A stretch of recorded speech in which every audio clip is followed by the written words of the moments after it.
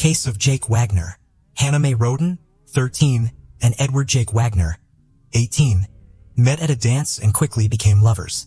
As a result, the Roden and Wagner families began to spend time together, sharing weekends and parties, and Hannah Mae and Jake's love continued to grow.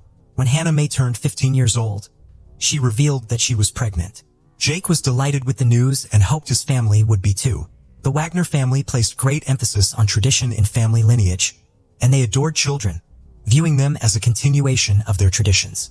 In fact, they often passed the name down from generation to generation, as seen in Jake's family, with his father being George Wagner III and his brother George Wagner IV. On the other hand, the Roden family had a more practical approach to family life. Even though they were divorced, Christopher Roden Sr. and Dana Roden remained close and devoted to their 3 children, prioritizing their happiness above all else. Unlike the Wagner family, the Rodens lived modestly, with Christopher working odd jobs and Dana as a nurse's assistant. Despite economic limitations, the Roden family instilled strong traditional values in their children, including Christopher Jr., Hannah Mae, and Clarence, Frankie. The family was overjoyed when Hannah Mae gave birth to a daughter named Sophie, and they threw a big party. However, when Jake asked Hannah Mae to move in with him and his family, she refused. She became increasingly wary of Jake due to his increasingly controlling and aggressive behavior. Hannah Mae was initially attracted to Jake's caring and thoughtful nature, but over time, she realized that Jake was trying to limit her independence. Jake's aggression repeatedly caused Hannah Mae's feelings for him to cool. Her refusal to move in with Jake created tension with him. Jake believed that Hannah Mae was preventing Sophie from growing up in a safe and healthy environment. Despite Hannah Mae's denials, Jake became increasingly controlling. Hannah Mae finally ended the relationship in March 2015, tired of Jake's aggressive behavior. At that point, the Wagner family wanted sole custody of Sophie. Jake had to put in a lot of effort to convince Hannah Mae to sign over custody of the child to him and his brother. However, Hannah Mae refused. In a heated exchange, Jake angrily sent a text message saying that if necessary, he would use force to gain custody of Sophie. This revelation confirmed the Wagner family's willingness to use coercion and intimidation to achieve their goals. To protect herself and her daughter from this unscrupulous family, Hannah decided to distance herself and raise her child alone. She chose to work as a nursing assistant, continued her studies, and took care of Sophie herself. The situation escalated when Hannah became pregnant again. Although Hannah confirmed that the child was not Jake's, he still had doubts and tried to discover the truth. In December 2015, Jake logged into Hannah's social media accounts but found no evidence of an affair. A trial ensued, involving repeated interactions between the Wagner family and Hannah. In one text message, Hannah asserted that the Wagner family would have to get rid of her before they could gain custody of Sophie. Jake shared this message with his family, angering them. His grandmother, Rita Newcomb, 65, retaliated by forging an important custody-related document. During the custody trial for Sophie, Christopher Roden and George Wagner III had a heated argument. This incident caused a complete rift in the relationship between the two families. The Wagner family soon came up with a terrible idea. They believed that Hannah Roden was uncooperative and decided that the only solution was to eliminate her and the entire Roden family in order to gain custody of Sophie. By Christmas 2016, this twisted idea was the start of a terrible crime. While everyone focused on love and celebration during the holiday season, the Wagner family had other intentions. They held a family vote to decide whether to continue with their evil plan or not. After everyone agreed, they assigned each person roles and began preparing. The Wagner family spent 5 months researching the Roden family home, including surveillance cameras, daily habits, and work schedules of each Roden family member. Each member of the Wagner family was assigned a specific task. Angela Wagner purchased a communications blocking device and planned to secretly install it on the Roden family's phone to prevent anyone from being able to contact the police. George Wagner III offered to build a homemade silencer and handle transportation the night of the crime, securing a truck and not attracting attention. Meanwhile, Sophie was safe at home with Angela because the court had awarded Hannah and Jake joint custody of Sophie. The Wagner family chose the time when it was their turn to care for Sophie in order to keep Sophie safe. It was clear that the Wagner family had meticulously planned every detail to carry out a perfect execution. At approximately 8 a.m. on April 22, 2016, George Wagner III visited Christopher Roden under the pretense of offering Christopher a job opportunity that could improve his family's financial situation. However, the job offer was just an excuse to get into the house. A moment later, Christopher Roden Sr. opened the door. A while later, as usual, Bobby Jo Manley arrived at Christopher's house to take care of the Roden family's animals. While outside the house, she noticed someone was inside, which was unusual for that time of day. Every member of the Roden family usually went about their work and was not at home. However, when she entered the house, she found Christopher and his cousin Gary, 38, lying in a pool of blood. Horrified, Bobby grabbed the phone and called emergency services, reporting what she had seen and asking for assistance. Still shaking, Bobby went to other relatives' houses and knocked loudly on one of their doors. A 3-year-old boy, the son of Clarence Frankie Roden, appeared, and Bobby asked him where his parents were. However, the boy did not respond but just pointed toward the bed. When she entered the house, she witnessed another horrifying scene. Clarence and his wife, Hannah Hazel, lay motionless. Lying between them was their 6-month-old baby, still alive but covered in the blood of Clarence and Hannah Hazel. After Bobby's 911 call, police quickly arrived on the scene. As the officers approached the Roden property, a neighbor intervened. Sensing worry, he requested that the officers check 2 additional addresses of family members. His concern was justified, as police found bloodied bodies in the house. The victims were identified as Dana, 19-year-old Hannah Mae, and 16-year-old Christopher Jr. The attackers had spared Hannah's youngest child, a baby girl only a few days old.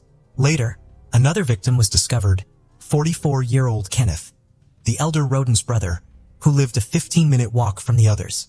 By 2 p.m., 8 victims had been identified: Christopher Sr., Dana, Clarence, Hannah Hazel, Christopher Jr., Hannah Mae, Kenneth, and Gary. The only survivors were young children, a 3-year-old, a 6-month-old, and a 4-day-old newborn, along with 2-year-old Sophie, who was at the Wagner home at the time of the incident. After examining the bodies, police concluded that all the victims had been killed in their sleep by gunshot wounds. Detectives later reconstructed the events of that day. Christopher Sr. was awake when the attackers burst into the house, as evidenced by a wound on his right arm. Christopher Sr. attempted to defend himself but was hit with 9 shots to the head, torso, and limbs. In addition, 5 bullets were removed from Dana Roden's neck and head. The rest of the family died from gunshot wounds to the head. Gary was shot 5 times, Christopher Jr. 4 times, Clarence and his wife Hannah Hazel 3 times each, and Hannah Mae twice. Kenneth was the only one shot once. In total, the assailant fired 32 shots, with some shots fired after the victims were already dead. Some bodies also showed signs of physical abuse. Since no one in the area heard anything, investigators believe the perpetrators used silencers, indicating a carefully planned and executed act. It was clear that the victims were targeted, and someone wanted revenge on the entire Roden family. During the search, police found 5 Remington shell casings of different types and an unused bullet from a different gun model. The scale of the case shows that this was a case with multiple murderers. Leonard Manley, Dana's father, claimed that the criminals must have known the family well, or the dogs would have been barking loudly. The question of who committed this act kept police officers busy. The Attorney General's office provided over $20,000 for the Roden family's funeral. The Roden family were buried in several stages. On April 28, 2016, Gary was the first to be laid to rest in South Shore, Kentucky. Hannah Hazel's funeral followed on May 1st in the village of Atway, Coteau County, Ohio. The remaining members were buried on May 3rd in West Portsmouth, in the same county. Many local residents attended to pay their respects to the family. The surviving children were placed in the care of relatives. The neighborhood was gripped by fear. Police advised relatives of the victims to take precautions and warned all residents of Pike to stay in their homes at night. The brutal mass murder outraged residents across the state, who demanded that the investigation's findings be made public and the perpetrators be caught as soon as possible. As part of the investigation, the murdered family's 3 homes had been searched, followed by several more vehicles the following day. Forensic experts had participated in the investigation and had meticulously examined the homes, but no DNA evidence of the suspects had been found in any of the homes. Cameras had been installed in the houses, but they had not provided any useful information because they had been disabled. It seemed the culprit had planned every detail carefully, leaving no clues behind. However, detectives eventually discovered a key piece of evidence that had helped solve the case. An important detail was that marijuana plants were discovered at 3 crime scenes. At one location, around 200 plants were found. The police believed the cannabis was grown for sale, rather than personal use. This led to speculation about the involvement of Mexican drug traffickers. However, the amount of cannabis found was too small to suggest an attack by an entire cartel. In January 2017, a close relative of the Roden family was arrested for drug trafficking. This was considered a coincidental circumstance. Leonard Manley stated that his daughter, Dana, had no involvement with the cannabis operations. Some family members confirmed that the older brothers, Christopher and Kenneth Roden, grew marijuana, but they were unaware of any large-scale cultivation.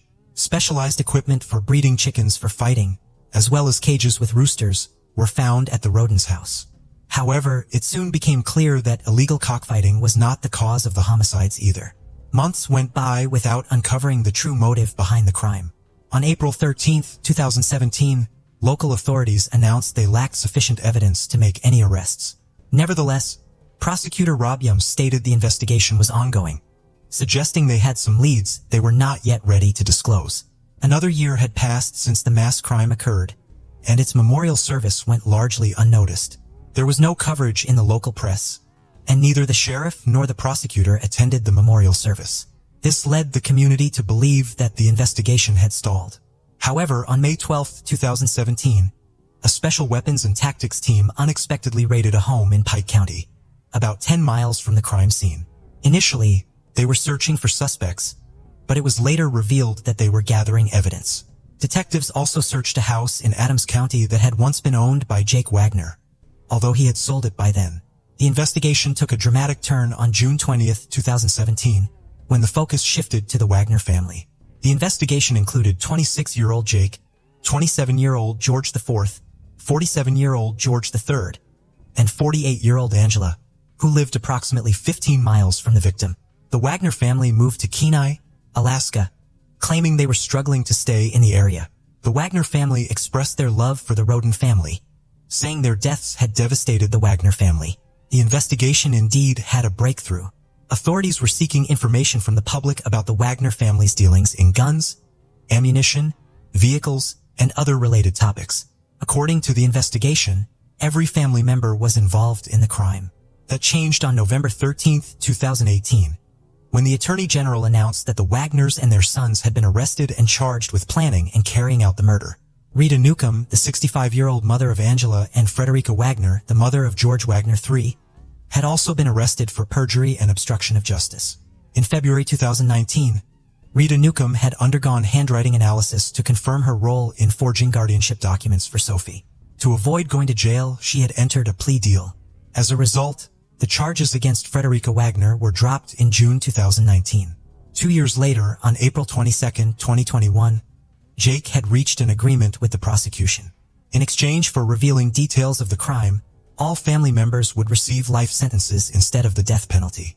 Jake had admitted to killing 5 of the 8 individuals and had received 23 criminal charges, including 8 felonies.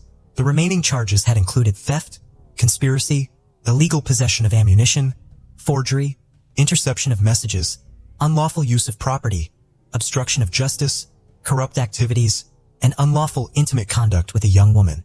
Jake had explained that he saw eliminating Hannah Mae as the only way to ensure custody of his daughter. He believed that if he did not kill the entire Roden family, they would seek revenge and refuse to give custody of Sophie to him. Angela was next to face trial on September 10th. She pleaded guilty to conspiracy, aggravated robbery, and tampering with evidence. In exchange for her testimony against the other defendants, the murder charge was dropped. Angela received a sentence of 30 years in prison.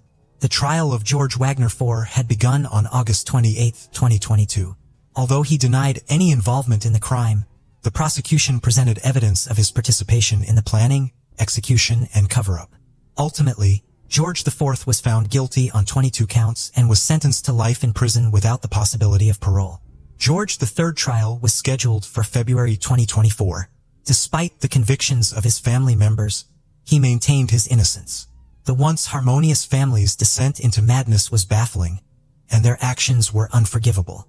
The actions of the Wagner family left 3 children orphaned, depriving them of the love of their parents, relatives, and a peaceful life. One couldn't help but wonder what Sophie would be like when she grew up and realized what had happened.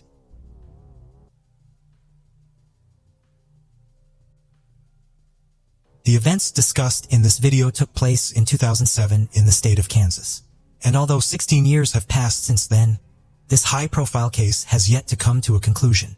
On January 5, 2007, 19-year-old Jody Sanderholm, who lived with her parents in Arkansas City, went to a dance rehearsal that was held at the college where she was attending.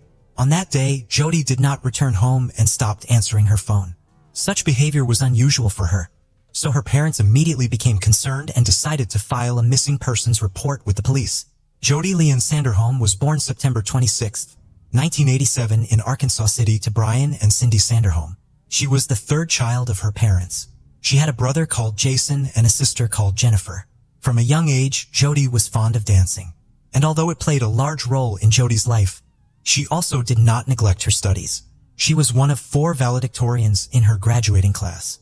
While in high school, Jody was a member of the National Honor Society, a Kansas State Scholar, a Kansas Board of Regents Scholar, and earned the Outstanding Physics Student of the Year award presented by David Steinmetz. She was a member of the Ark City High School dance team for 4 years.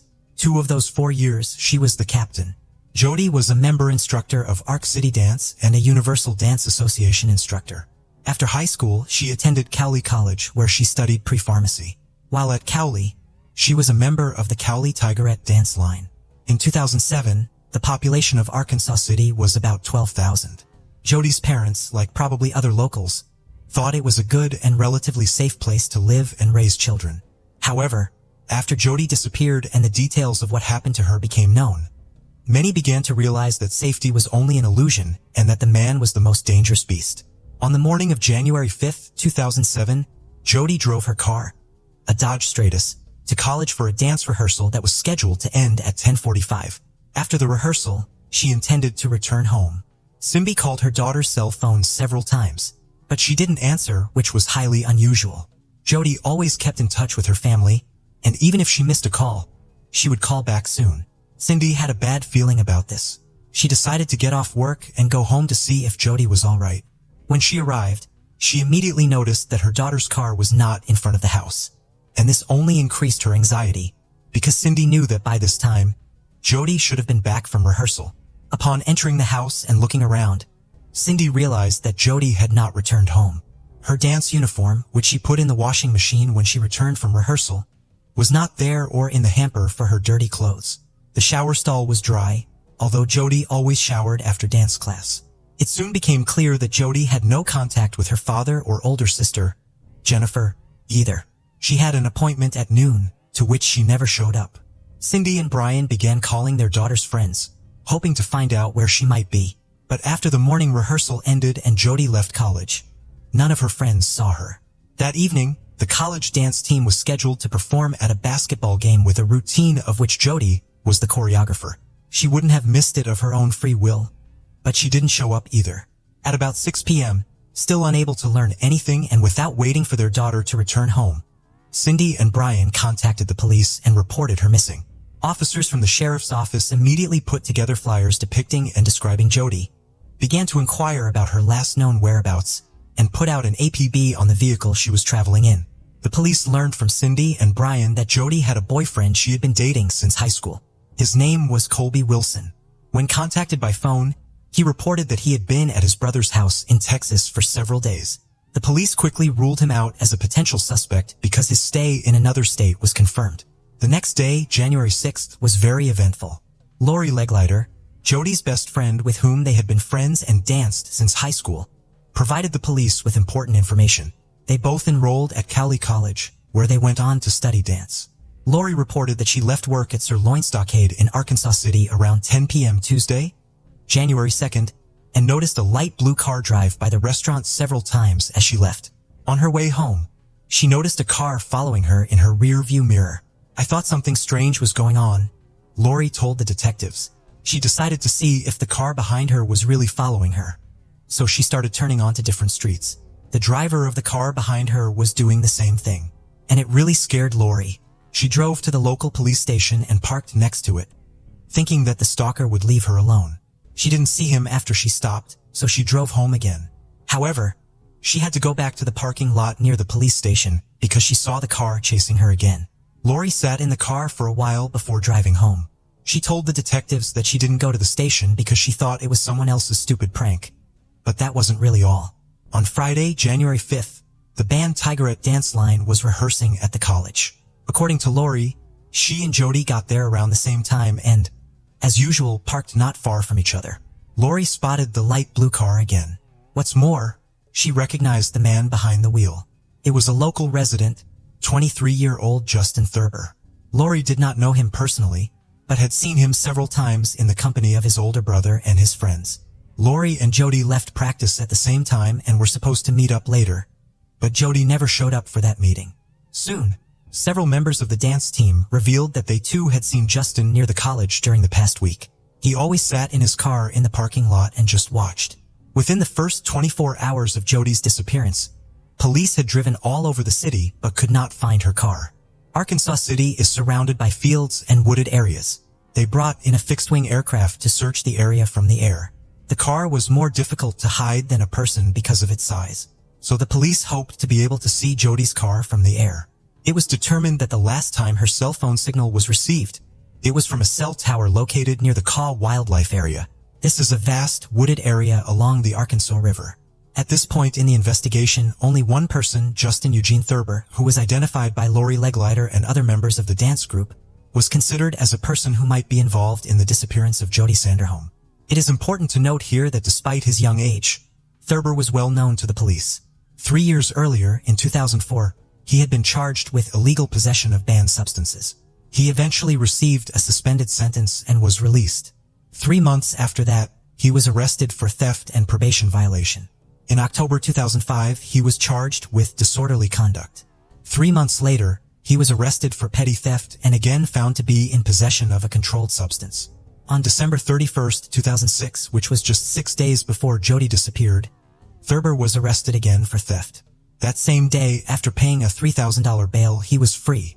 Having had a merry New Year's Eve, the next day, January 1st, he began impersonating a police officer and disrupting public order. When the real cops came for him, Thurber complained of chest pain and was taken to the hospital instead of the station. Why he was not arrested after his discharge from the hospital remains unclear, nor is it quite clear why he managed to get away with it all the time. A relative of his who works for the Cowley County Police may have contributed to this, but that's only a guess. That same day, January 6th, a police officer saw Thurber's car, a light blue Cadillac, parked outside his parents' house and decided to talk to him. His father invited the officer into the house. When the police officer asked Justin where he had been yesterday, he said he had driven his car to Winfield, a town about 13 miles outside of Arkansas City, in the morning. There, according to Justin, he met up with his friend and 2 of his friend's buddies, whom he did not personally know very well. Next, the 4 of them began driving around the countryside in a car belonging to one of his friend's buddies until the car got stuck on a dirt road near Cedar Vale. Then, as Thurber claimed, he walked toward Arkansas City, which is about 30 miles from Cedar Vale. After 6 hours, he got tired of walking and called his father to pick him up. Thurber's father confirmed what he said, saying he picked Justin up wet and dirty, a couple of miles from Cowley State Fishing Lake. Justin also told the police officer that his car, which he left in Winfield, had been returned by friends.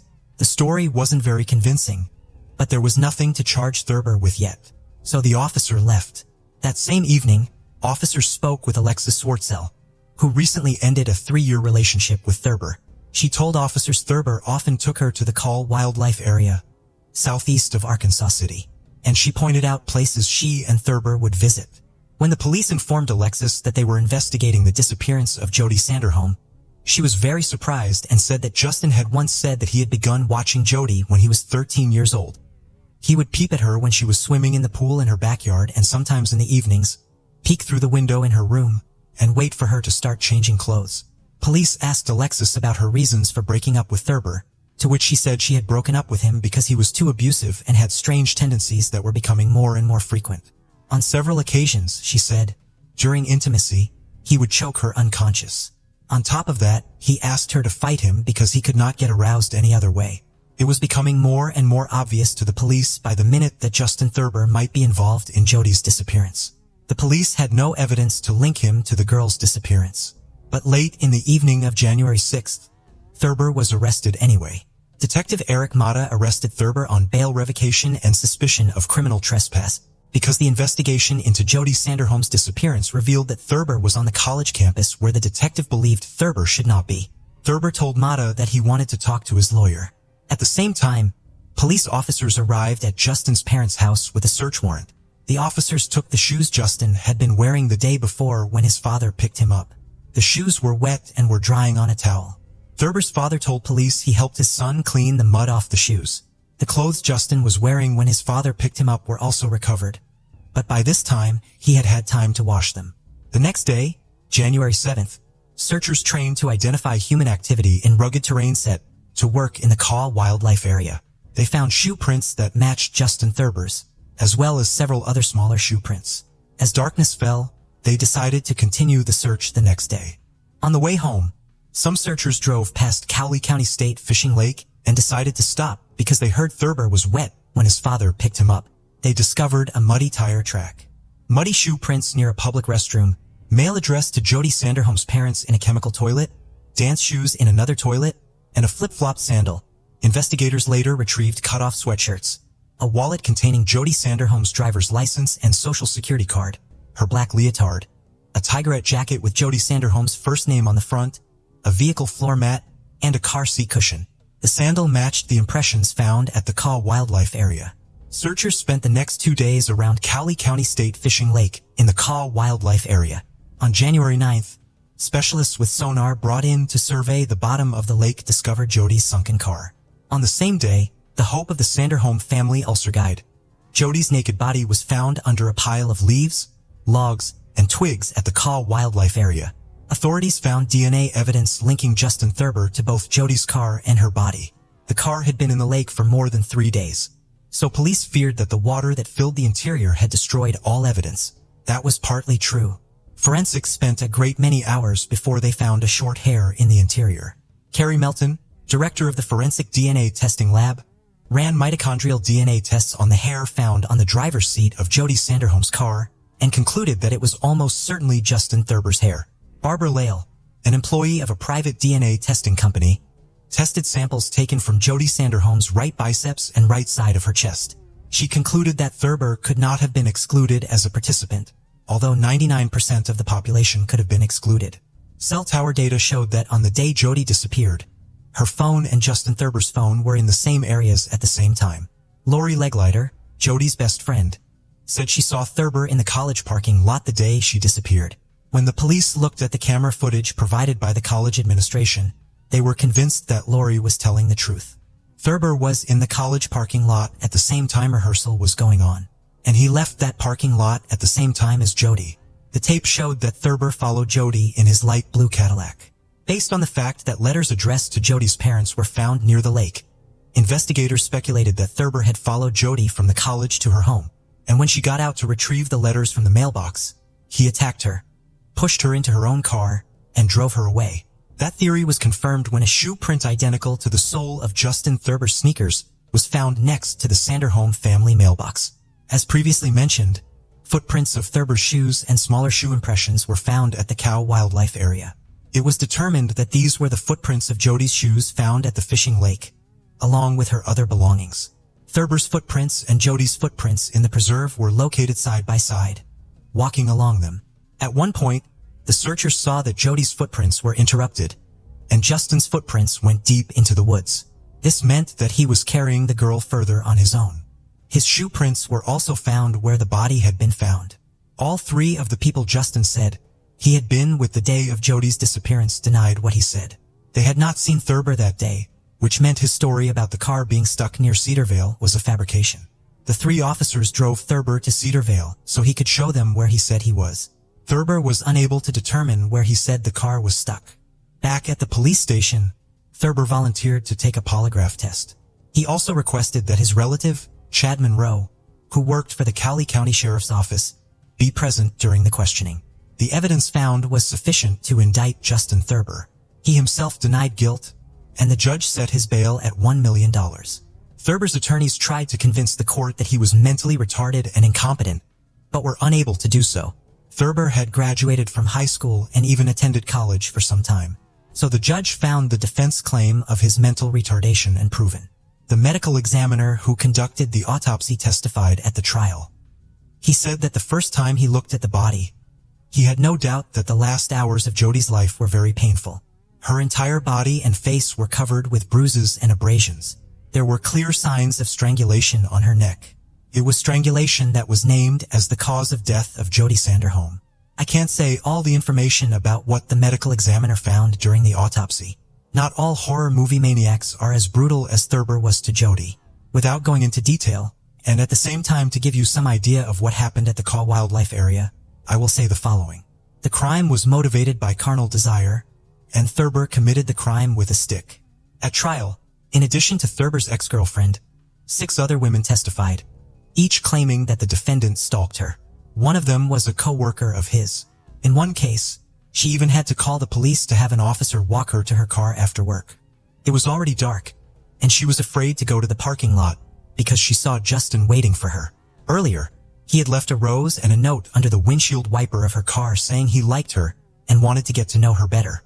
Several witnesses said they saw Jodi Sanderholm's car on January 5, 2007. Carrie Morris, a friend of Jodi's, noticed that Jodi was sitting in the passenger seat as their cars passed each other in Arkansas City shortly after noon. Morris reported that the man behind the wheel of Jodi's car appeared to be a large man. She called Jodi's cell phone, but received no answer. 2 other women reported seeing a vehicle that looked like Jodi Sanderholm's car while driving on a dirt road south of Arkansas City around 3 p.m. One of them said the driver was Thurber and identified him in court. On February 17, 2009, the jury reached a unanimous verdict, finding Thurber guilty on all accounts and recommending that he be sentenced to death. Realizing what sentence the judge would hand down, Thurber tried to negotiate a plea bargain. His lawyer told the prosecutor that Justin would plead guilty if he were not given the capital punishment. Jodi's family opposed such a deal.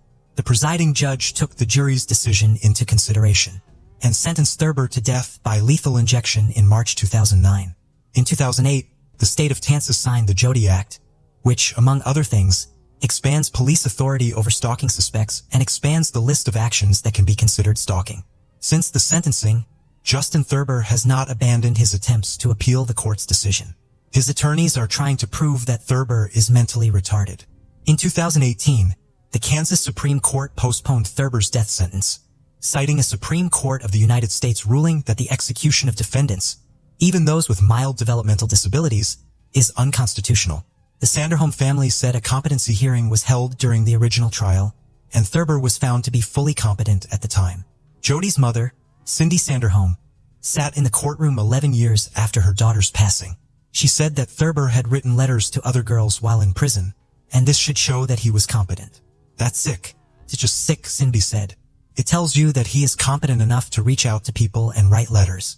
He knows what he is doing. I'm sure she, Jodi, pleaded for her life, and he didn't give it to her. She didn't get a second choice. She didn't get a second chance, she added. In August 2021, the Kansas Supreme Court issued an opinion announcing that a state law passed in 2020 allows Thurber, who is appealing a death sentence, to seek appointment by the Cowley County District Court of an attorney to assist in post-conviction DNA testing. Thus, even 16 years after Jodi Sanderholm's passing, the final word in this case has yet to be spoken. It should also be noted that no one has been executed since Kansas reinstated the death penalty in 1994. The last time anyone was executed in Kansas was in 1965. Since then, besides Thurber, 9 other people have been sentenced to death, but no sentence has been carried out. We haven't executed anyone in that time frame, and there's no timetable to have any other future executions, said Adam Pfannenstiel, the communication spokesperson for Kansas Department of Corrections. I think it's a little shocking that Kansas reinstated the death penalty over 20 years ago, and there's not a plan yet, said Jennifer Aldrich, Jodi's older sister. I thought this would have been something that would have been discussed 20 years ago when it was reinstated. Therefore, even if Thurber's death sentence is upheld, there is a good chance that it will never be carried out. 39-year-old Justin Thurber remains at the maximum security El Dorado Correctional Facility in Butler County, Kansas. According to a Kansas Legislative Post-Audit Committee report published in 2014, each of the inmates serving time in administrative segregation at El Dorado comes with an annual cost of nearly $49,000. Further, it is not only the cost to house an inmate sentenced to death. Taxpayers also pay nearly 4 times the price to prosecute a case where the death penalty if pursued by the prosecution. $395,000 per case compared to only $100,000 per case when the death penalty is not sought. For the Sanderholms, taxes are added insult to an unbearable injury and a grueling wait for justice in the case of their daughter Jody. It hurts me so bad every week when I see my paycheck, and I know I'm paying tax money to feed him, said Brian Sanderholm. Death is what he deserves, and that's what the law stated, said Cindy Sanderholm. So we need to get the law fixed so we can use it. If it was your daughter or your son, it was our daughter, what would you want to have happen? Asked Brian Sanderholm. Most regrettably, Cynthia and Sanderholm, Jody's mother, passed away on December 2, 2022 at the age of 63. The sadness and ordeal for Michaela Ortega's family began on April 23, 2016. On that day, the 12-year-old girl left her house. Lured by a criminal who had deceived her by hiding behind a fake Facebook profile, she never returned. After the mandatory missing person report was filed, multiple searches and operations were conducted to find her, all with the same result: negative. The case quickly grabbed media attention. As days went by, the anguish grew. A month had passed, and the search continued aimlessly until the most unexpected thing happened. Michaela Ortega was born on August 4, 2003, in Bahia Blanca, a port city in the southwest of Buenos Aires province, Argentina. She was the beloved daughter of Monica and Claudio Ortega, who had previously welcomed Brian, her older brother. Michaela, affectionately known as Mika by her loved ones, brought immense joy to Monica and Claudio. She was the apple of her father's eye, and to her, he was like a hero. As it happens sometimes, Claudio and Monica decided to part ways, but they remained on friendly terms, ensuring that the kids always had their father's support and presence. While attending school, Michaela struck up a friendship with Ornella, the daughter of Guadalupe Albacete. Their bond solidified after a school trip. As they prepared for high school, a significant transition, both friends still viewed the world with the innocence of childhood. Michaela dreamt of becoming a veterinarian or a special education teacher, showing a deep love for animals and children with disabilities. She also had a natural ability to serve others, a trait that became evident when Ornella had to use a wheelchair after an operation. Michaela was always eager to help, bringing joy to challenging situations, often with jokes and laughter. She did everything with enthusiasm and was very expressive. However, as she approached her teens, Monica noticed changes in Michaela's personality. Her taste in music, language, and surprising demands, like wanting tattoos and going out alone, bewildered her. Despite their attempts to seek professional guidance from the school, Michaela's volatile temperament led to daily arguments over trivial matters, from breakfast choices to what she should wear. The best times were when Michaela's sweet nature shone through, warming her mother's heart. Claudio, her father, took her to and from school daily. At 12, she only hung out with a few school friends and occasionally with girls from her skating group. A defining trait of Michaela during this time was her strong will to be respected and valued. During the 2016 carnivals, she met Axel and they started a sweet, innocent friendship. Claudio knew of him but hadn't met him.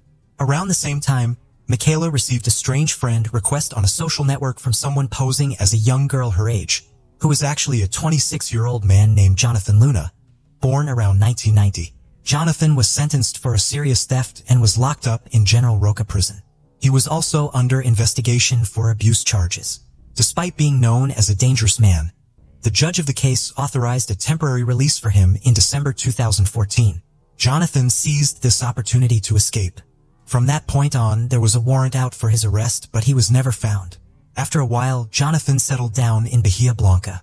He lived in a rather rundown house and started a relationship with Maria Eliana Espinoza, a Chilean woman in her 50s.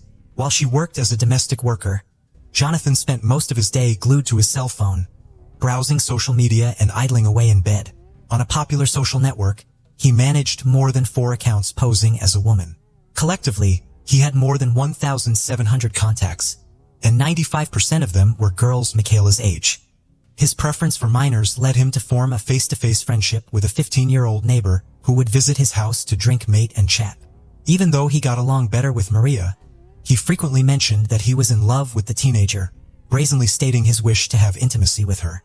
Michaela, unaware of his true nature, started a virtual friendship with this sinister figure, thinking he was another girl her age. Using his charm, Jonathan slowly gained her trust.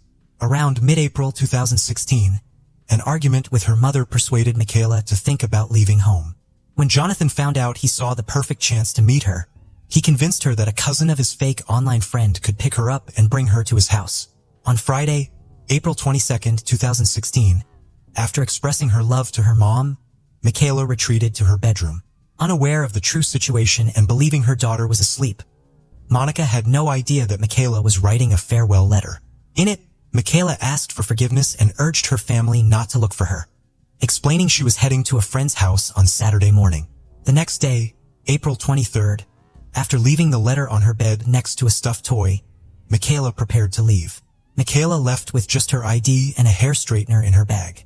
A neighbor spotted her walking alone around 4:15 a.m., and a teacher saw her a few streets down later. Not long after, security cameras captured Jonathan with the girl. It was later revealed that he walked her for about 6 miles to a remote and hard-to-reach area where he tried to abuse her. Michaela fought back with all her strength, which enraged her attacker. He then assaulted her violently, ultimately taking her life. Before fleeing, he stole his victim's belongings. Monica woke up oblivious to the tragedy that had unfolded. But soon, the harsh reality hit her as she realized her daughter was missing, filling her with unprecedented panic. Given Michaela's careful attention to her appearance, it didn't surprise Monica that the hair straightener was gone. But the absence of her ID was unusual since Michaela always left it at home. The letter, undoubtedly in her daughter's style, hinted at something more behind her disappearance. Monica sensed a connection to someone in her daughter's recent behavior, suggesting an older person was involved, possibly holding her against her will. Meanwhile, Jonathan returned home, disturbed and wet. When Maria asked what happened, he admitted to making a serious mistake. The parents immediately reported Michaela missing, prompting swift action from the authorities and community solidarity, with extensive searches and operations underway. Yet none were successful. The case quickly captured media attention and public concern, while Monica, guided by a mother's intuition, believed her daughter hadn't left the city. Jonathan closely followed the news, demanding silence in the house to listen better, and even callously remarked that the young girl had brought her fate upon herself using insults. As days passed, the anguish grew and the lack of resources for the search became apparent.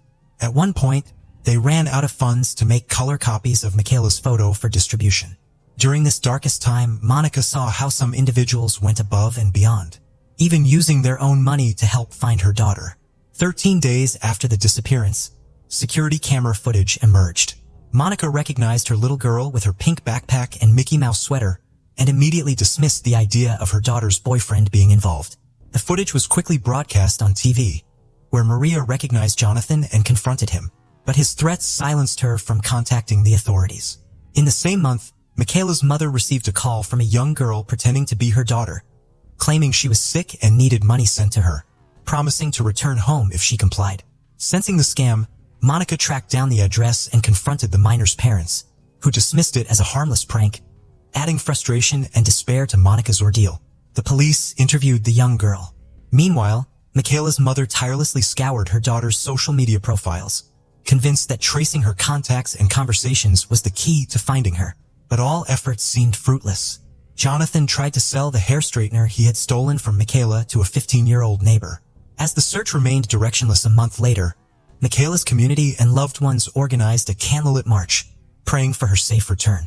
Soon after, a woman advised Monica to seek help from a renowned dog handler specializing in search and rescue missions. Feeling this was the right approach, Monica planned to travel nearly 200 miles where he worked with the local police. By the third week of May, Monica decided to make the journey and request the dog handler's assistance. He, along with 2 colleagues and a bloodhound named Duke, joined the search. Their advanced techniques allowed them to track people after significant time had passed. Around the same time, crucial information was provided by the National Center for Missing and Exploited Children, a US-based non-profit organization combating sexual crimes against children and child exploitation. This led to the discovery of Jonathan's contact with Michaela and his criminal background. The dog handler and his dog examined Michaela's room, using a recently used Band-Aid and hair from her comb to get a scent trace, carefully preserved for the search. The bloodhound followed the trail from her house, leading to a bus stop captured on the first surveillance camera. After a break, the dog continued, tracing the path to a second location where Michaela was seen with an individual. This marked a significant moment for the team as Duke covered about 3 miles following the scent, and after resting, proceeded towards a railway area. As night began to fall, the search team decided to pause their efforts, planning to resume the next day. Meanwhile, investigators cross-referenced data and approached Maria, who willingly provided crucial information. This led to a search warrant for her home. The news that the key suspect in the disappearance lived locally angered neighbors who attempted to set the house on fire, though it wasn't completely destroyed. Inside the house, police found the hair straightener, cell phones, and other items belonging to Michaela, which the search dog confirmed. Jonathan was arrested when he realized there was no escape and that the evidence against him was overwhelming. He confessed to the crime and revealed where he had hidden the body. On May 28, 2016, law enforcement, family members, the dog handler, and his dog, Duke, headed towards the indicated area, close to the train tracks. Duke led them about 10 kilometers, passing through abandoned train cars and waterlogged areas, and then into a field, reaching a bushy, grassy area near a gas company. Here, Duke indicated a specific spot. Despite some initial confusion due to Duke's erratic movements, including crossing barbed wire fences, the dog eventually led them to a very steep area and became very excited. The team followed, and there they discovered Michaela's lifeless body. Despite the grief, Monica was immensely grateful to the dog handler and Duke for bringing closure to their ordeal. While it was a grim reality, it ended the uncertainty that had plagued her. Michaela had been found not as hoped, but now she could be laid to rest properly. Meanwhile, everyone in the city demanded life imprisonment for Jonathan as they awaited the preliminary autopsy report. Jonathan was transferred from the police station to the district attorney's office, but refused to testify, causing a delay in the legal process. He was later moved to prison. The prosecutor had 15 days to file charges and request pretrial detention due to the case's severity. On May 30, 2016, Michaela was finally laid to rest. The funeral procession was attended by many, marked by tears for the loss and applause for the joy she brought during her short life. Her remains were buried in the municipal cemetery. Since then, her mother has led the charge on the case with remarkable determination. Jonathan was charged with homicide, including concealing attempted sexual abuse and aggravated theft, as well as premeditated murder and femicide. Additionally, the prosecutor included the crime of grooming or cyberbullying, defined in the Argentine Penal Code since November 2013 as using electronic communications to contact a minor for committing any sexual offense against them. Given the severity of the crimes, Jonathan could face life imprisonment. Due to social network privacy, authorities could only access Jonathan's interactions with Michaela, leading the prosecutor to suspect he might have tried to entrap other girls similarly. Monica actively sought tougher laws against cyberstalking and advocated for official preventive campaigns with national and provincial reach. In August 2016, just before Michaela's 13th birthday, she chained herself to the National Congress's doors to voice her demands and prevent similar tragedies. The protests gained support from different organizations, which had also been pushing for the criminalization of producing and distributing child sexual material online in Argentina. They emphasized the urgent need for awareness of the risks associated with internet use, highlighting the real individuals behind each screen and device, not all with good intentions. Monica's persistence paid off, and within 48 hours, she and the NGO members met with then Argentine Vice President. Meanwhile, Jonathan's defense lawyer indicated that he wouldn't seek acquittal, but would challenge the legal framing of the charges. After over a year, the trial began in October 2017. On the first day, Jonathan arrived in the courtroom with a helmet, bulletproof vest, and escorted by 8 prison officers. He faced insults from the victim's family members, demanding he face them and vowing revenge. Monica tried to calm her relatives in a moment captured on video and shared on social media. She often looked up to the sky, took deep breaths, and stayed focused on Jonathan, who barely showed any reaction. Sitting before the judges, she was determined to provide the necessary information requested by the prosecution and defense. Her testimony was understandably the most emotional and challenging to hear, as she felt that not only had she lost her daughter, but her own life had been stolen. She also blamed the judge, who had granted procedural benefits to Jonathan, believing this enabled his escape and subsequent crimes. After Monica's testimony, the defendant requested to leave the room until the closing arguments, amidst growing insults from the public gallery. Later, other family members, including Michaela's father, brother, teenage boyfriend, and the last 2 women who saw Michaela, answered questions. The court also reviewed documentary evidence, including the victim's clothing and belongings and security camera footage. On the third day, the defense argued that the accused had suffered a head injury leading to cognitive function impairment. However, the medical professionals conducting the autopsy and the psychologists and psychiatrists who examined the accused provided strong evidence that he acted systematically and was fully aware of his actions. After a week of trial, the judges unanimously ruled that Jonathan Luna's actions against Michaela Ortega were triple aggravated homicide due to premeditation, gender violence, and concealing other crimes, as he failed to achieve his ultimate goal of committing a sexual offense alongside charges of sexual harassment, cyberstalking, and theft. Consequently, Jonathan was sentenced to life imprisonment, marking the first case of grooming leading to murder in Argentina. As a repeat offender, he would not be eligible for parole for 35 years. The verdict was met with cheers in the courtroom. Outside, visibly distressed Monica gave her first statements to the press. Her dedicated fight gave her the strength to face daily life and find meaning in her grief. For Claudio, however, as he expressed, while the verdict brought some solace during the 2017 Christmas celebrations, the outcome was bittersweet.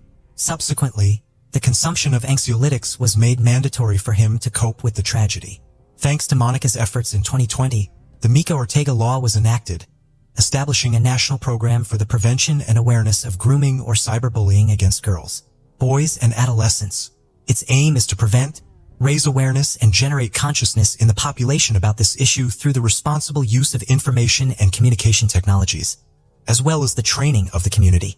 However, 2 years later, the case made headlines again when it was revealed that in August 2022, Jonathan appeared in the legal case as Joanna.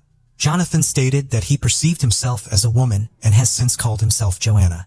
Based on this, he was transferred not to a women's prison, but to a transgender pavilion. While acknowledging that self-perception is indeed a personal decision, the Ortega family's lawyer expressed that neither she nor Monica were informed about what was happening with the man who took Michaela's life. Regarding the possibility of Jonathan receiving a reduced sentence, if it's proven he identified as a woman at the time of the incident, the lawyer doesn't believe it's likely to succeed. She mentioned that despite undergoing various therapies and evaluations, the accused never expressed anything about his gender identity. This raised suspicions among their clients, especially Monica. They demanded to know what kind of exams were conducted, how the case was framed, and what it was based on. In front of the cameras, Monica was more direct. She expressed feeling terrible, not just for losing her daughter, but also feeling deceived by the justice system. At that point, her determination to educate more people, especially parents and children, about cyberbullying became stronger than ever. In May 2023, Jonathan formally requested to be transferred to a women's pavilion. After, another irregularity involving Jonathan surfaced. Monica publicly reported that Jonathan had a cell phone in the prison he was housed in. This information about the dangerous inmate's privileges was shared through a fake social media profile, showing not just photos but also mentioning his social media accounts and ongoing use of the phone for scams. Following Monica's complaint through her lawyer, authorities analyzed the photos and confirmed that the signal originated from inside the prison, proving that the images were real and indeed, Jonathan had a cell phone. In mid-2023, the Supreme Court declared a complaint filed by the subject's public defender inadmissible, thereby confirming Jonathan's life sentence. In media conversations, Monica mentioned that seeing so many photos of her daughter at home helps ease, even if momentarily, the unbearable pain of her absence. She believes that every change achieved over the years, every discussion, and every legislative progress owes itself to Michaela, and it's for her that she continues to stand strong. According to Monica, Michaela was a fighter who stood her ground till the end, which is why Monica wants to follow in her footsteps. She only wishes to see her again someday and hopes that her absence won't be in vain. Until that moment comes, she's convinced that behind a star, her daughter is watching over her.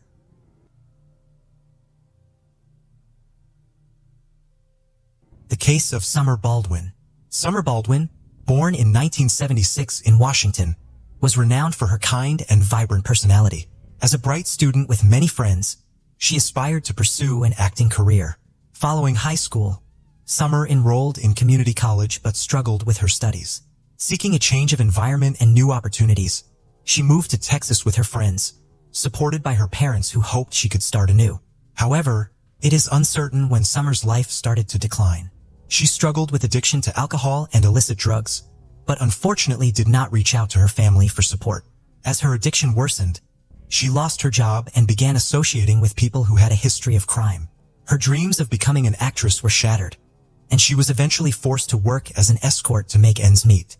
Summer's parents remained oblivious to their daughter's struggles, believing she was living a successful life. The information provided about Summer's friends was limited. However, a significant detail emerged. A few months before her death, Summer had been a key witness in a major federal counterfeiting case. This revelation suggested that her murder might have been a contract killing by a criminal gang, drawing the attention of the FBI and putting the investigation under intense scrutiny. The investigation led to the first suspects. Rebecca, Summer's best friend, was called in for questioning by the police. She provided insight into Summer's occupation and mentioned several of her boyfriends, one of whom had a history of aggressive behavior, including physical abuse and persistent stalking after their breakup. This man became the initial suspect in the case. Summer's ex-boyfriend was detained and brought to the station on the same day. However, he vehemently denied any involvement in the case and appeared genuinely surprised and distraught upon learning of Summer's death. Furthermore, he had a solid alibi for the night before the tragedy, having been involved in a drunken brawl at a bar and spending the night in a cell with another individual. As a result, the police were forced to release the first and, at the time, only suspect. Another friend and colleague of Summer named Marguerite provided crucial information to the investigation. Marguerite reported that she saw Summer on the evening of September 11th at a convenience store parking lot. They had a brief conversation.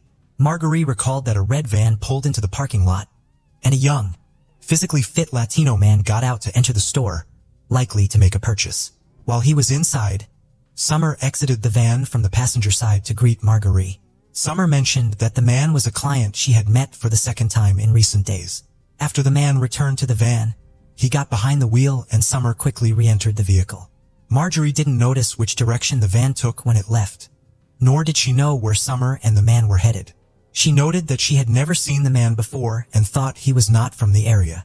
Her description of him was limited due to the darkness, but she remembered that he had very short hair, similar to a military style.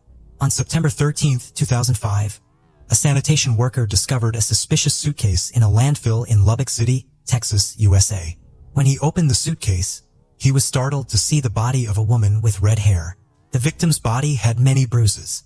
The victim's leg was tattooed with the word Summer. The suitcase, which tragically became her coffin, presented a peculiar appearance. Externally, it was covered in garbage and waste. Yet surprisingly, it showed no signs of wear and tear, and its wheels appeared brand new. Upon closer inspection, the interior revealed perfectly intact tags in a lining that seemed untouched, giving the impression that the suitcase was brand new.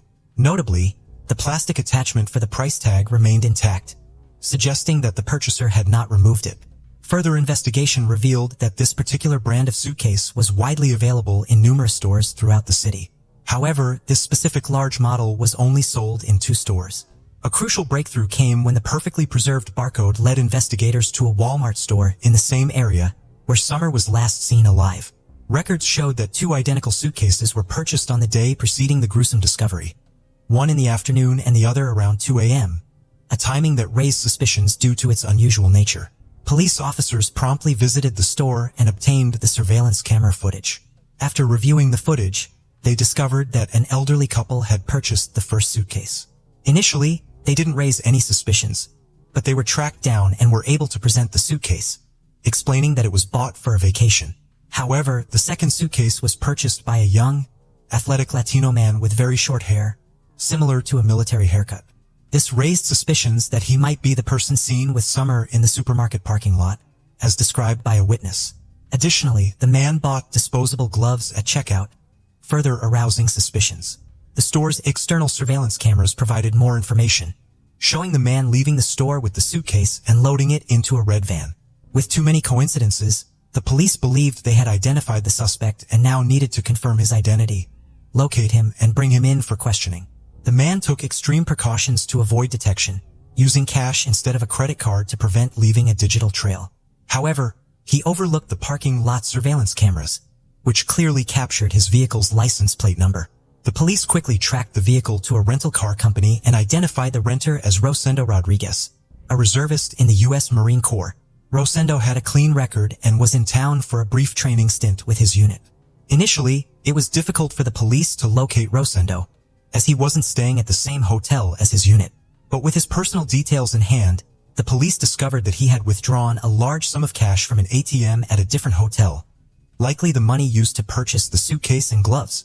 Further investigation revealed that Rosendo had checked into this hotel under the name Thomas Rosendo, matching his physical description.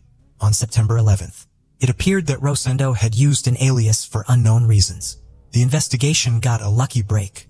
Although Rosendo had already checked out of his hotel room, it hadn't been cleaned yet, and it contained crucial evidence. The carpet, bed, and walls had brown stains and splatters that looked like dried blood. A tag from a new suitcase was found near the bed. The trash had used contraceptives and disposable gloves in it. Forensic analysis confirmed the dried blood belonged to Summer. DNA on the contraceptives and gloves matched both Summer and Rosendo. This proved they had found the killer. However, Rosendo had already left the city by then. With this information, it was easy to track him down. Rosendo Rodriguez was born on March 26, 1980, in Wichita Falls, Texas. He came from a low-income family of Mexican immigrants and had a difficult childhood. His father, who struggled with alcoholism, was abusive to his wife and children. As a result, Rosendo was exposed to violence from an early age. He was aggressive and frequently got into fights at school. However, as he matured, he learned to manage his anger. After finishing high school, Rosendo attended Texas Tech University. He lived on his own and worked various jobs, including at a pizzeria and as an office clerk. Eventually, he decided to join the U.S. Marine Corps. His colleagues in the military described him as calm, disciplined, and reliable. They also saw him as a good friend who was always willing to help. Rosendo was well-educated and physically attractive, making him popular with women. On September 15th, Rosendo was arrested at his home in San Antonio. When the police arrived, he remained calm and seemed unaware of the seriousness of the situation. During the search, the police found a striped shirt and shorts that matched the outfit he wore when buying a suitcase. This was caught on surveillance footage. The police also seized his laptop and mobile phone. Initially, Rosendo refused to speak and denied any involvement in Summer Baldwin's murder for several weeks.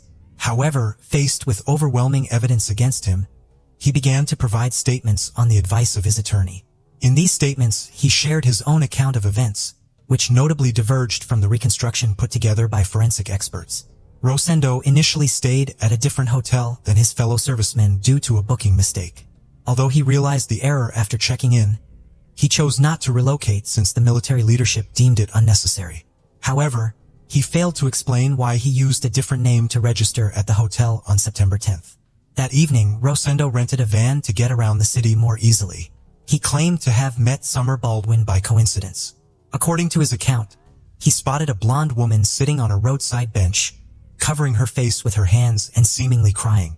Concerned, he pulled over to check on her and see if she needed assistance.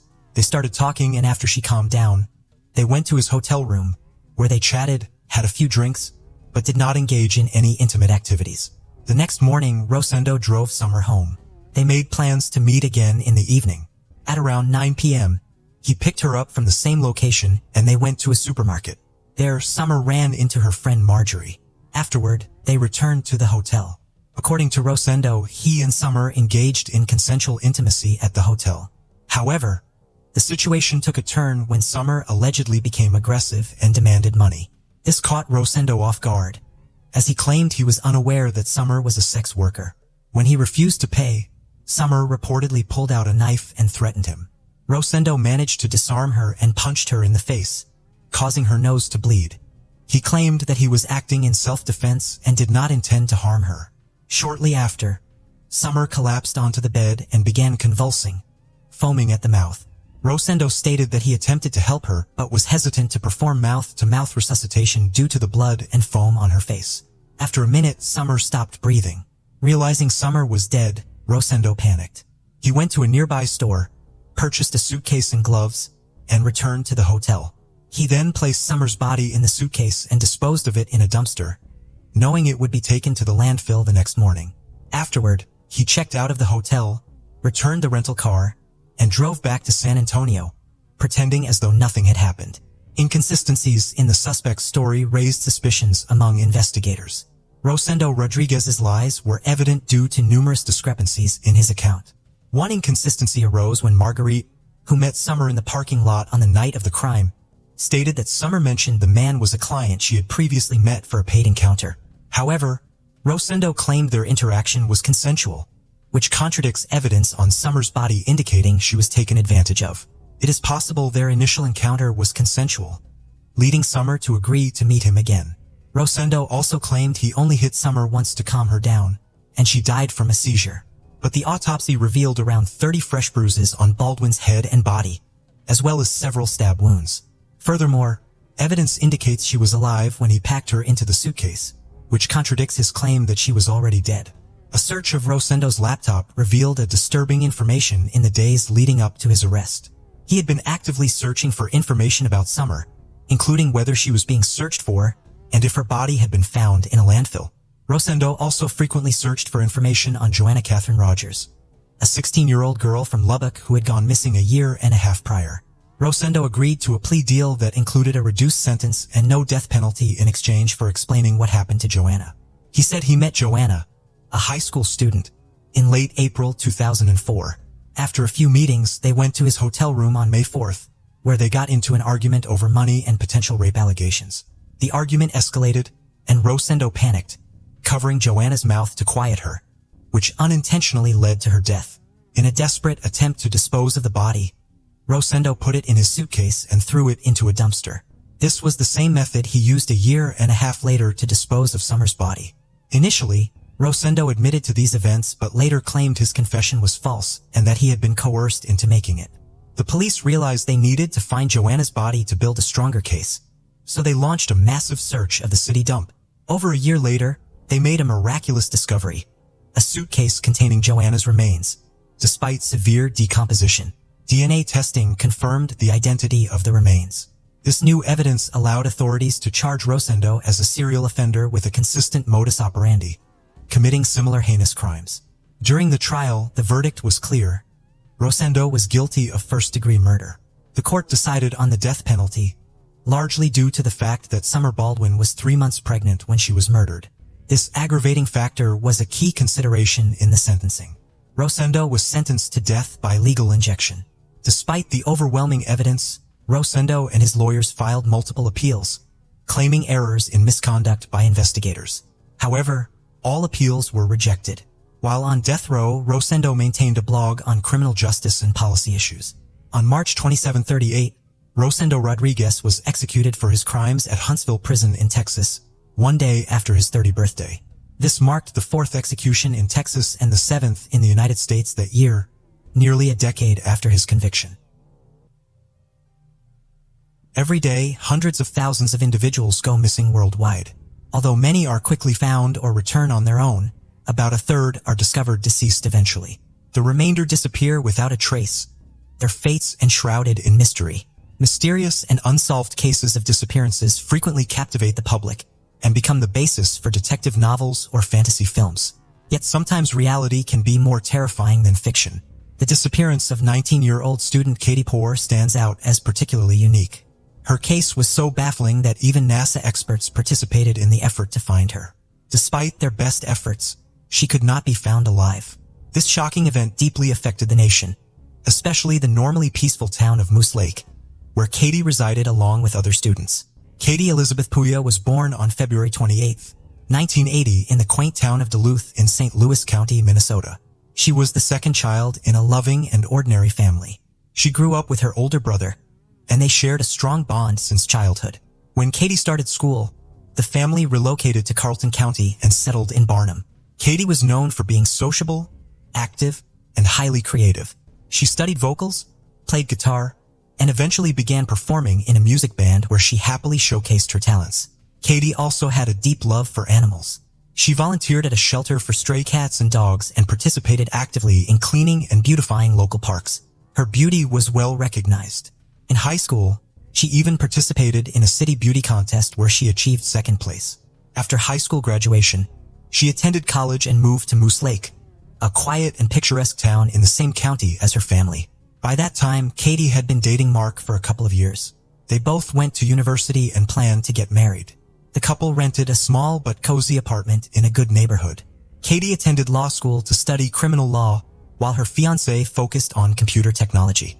They both worked part-time jobs to support themselves financially, save for their wedding, and avoid relying on their parents. Katie secured a job at a gas station near a busy highway where she took night shifts several times a week. She enjoyed this work because it allowed her to manage her schedule efficiently. However, her parents were concerned about her safety since she was alone at the shop during nighttime along the highway connecting several large cities. A place bustling with traffic around the clock with various people visiting the gas station and store. Despite their concerns, Katie reassured them that there was no need for worry due to surveillance cameras everywhere and the presence of a nearby popular diner that remained crowded most of the time. On May 26, 1999, 19-year-old Katie Puya went to the store for her regular shift. It appeared to be an ordinary day.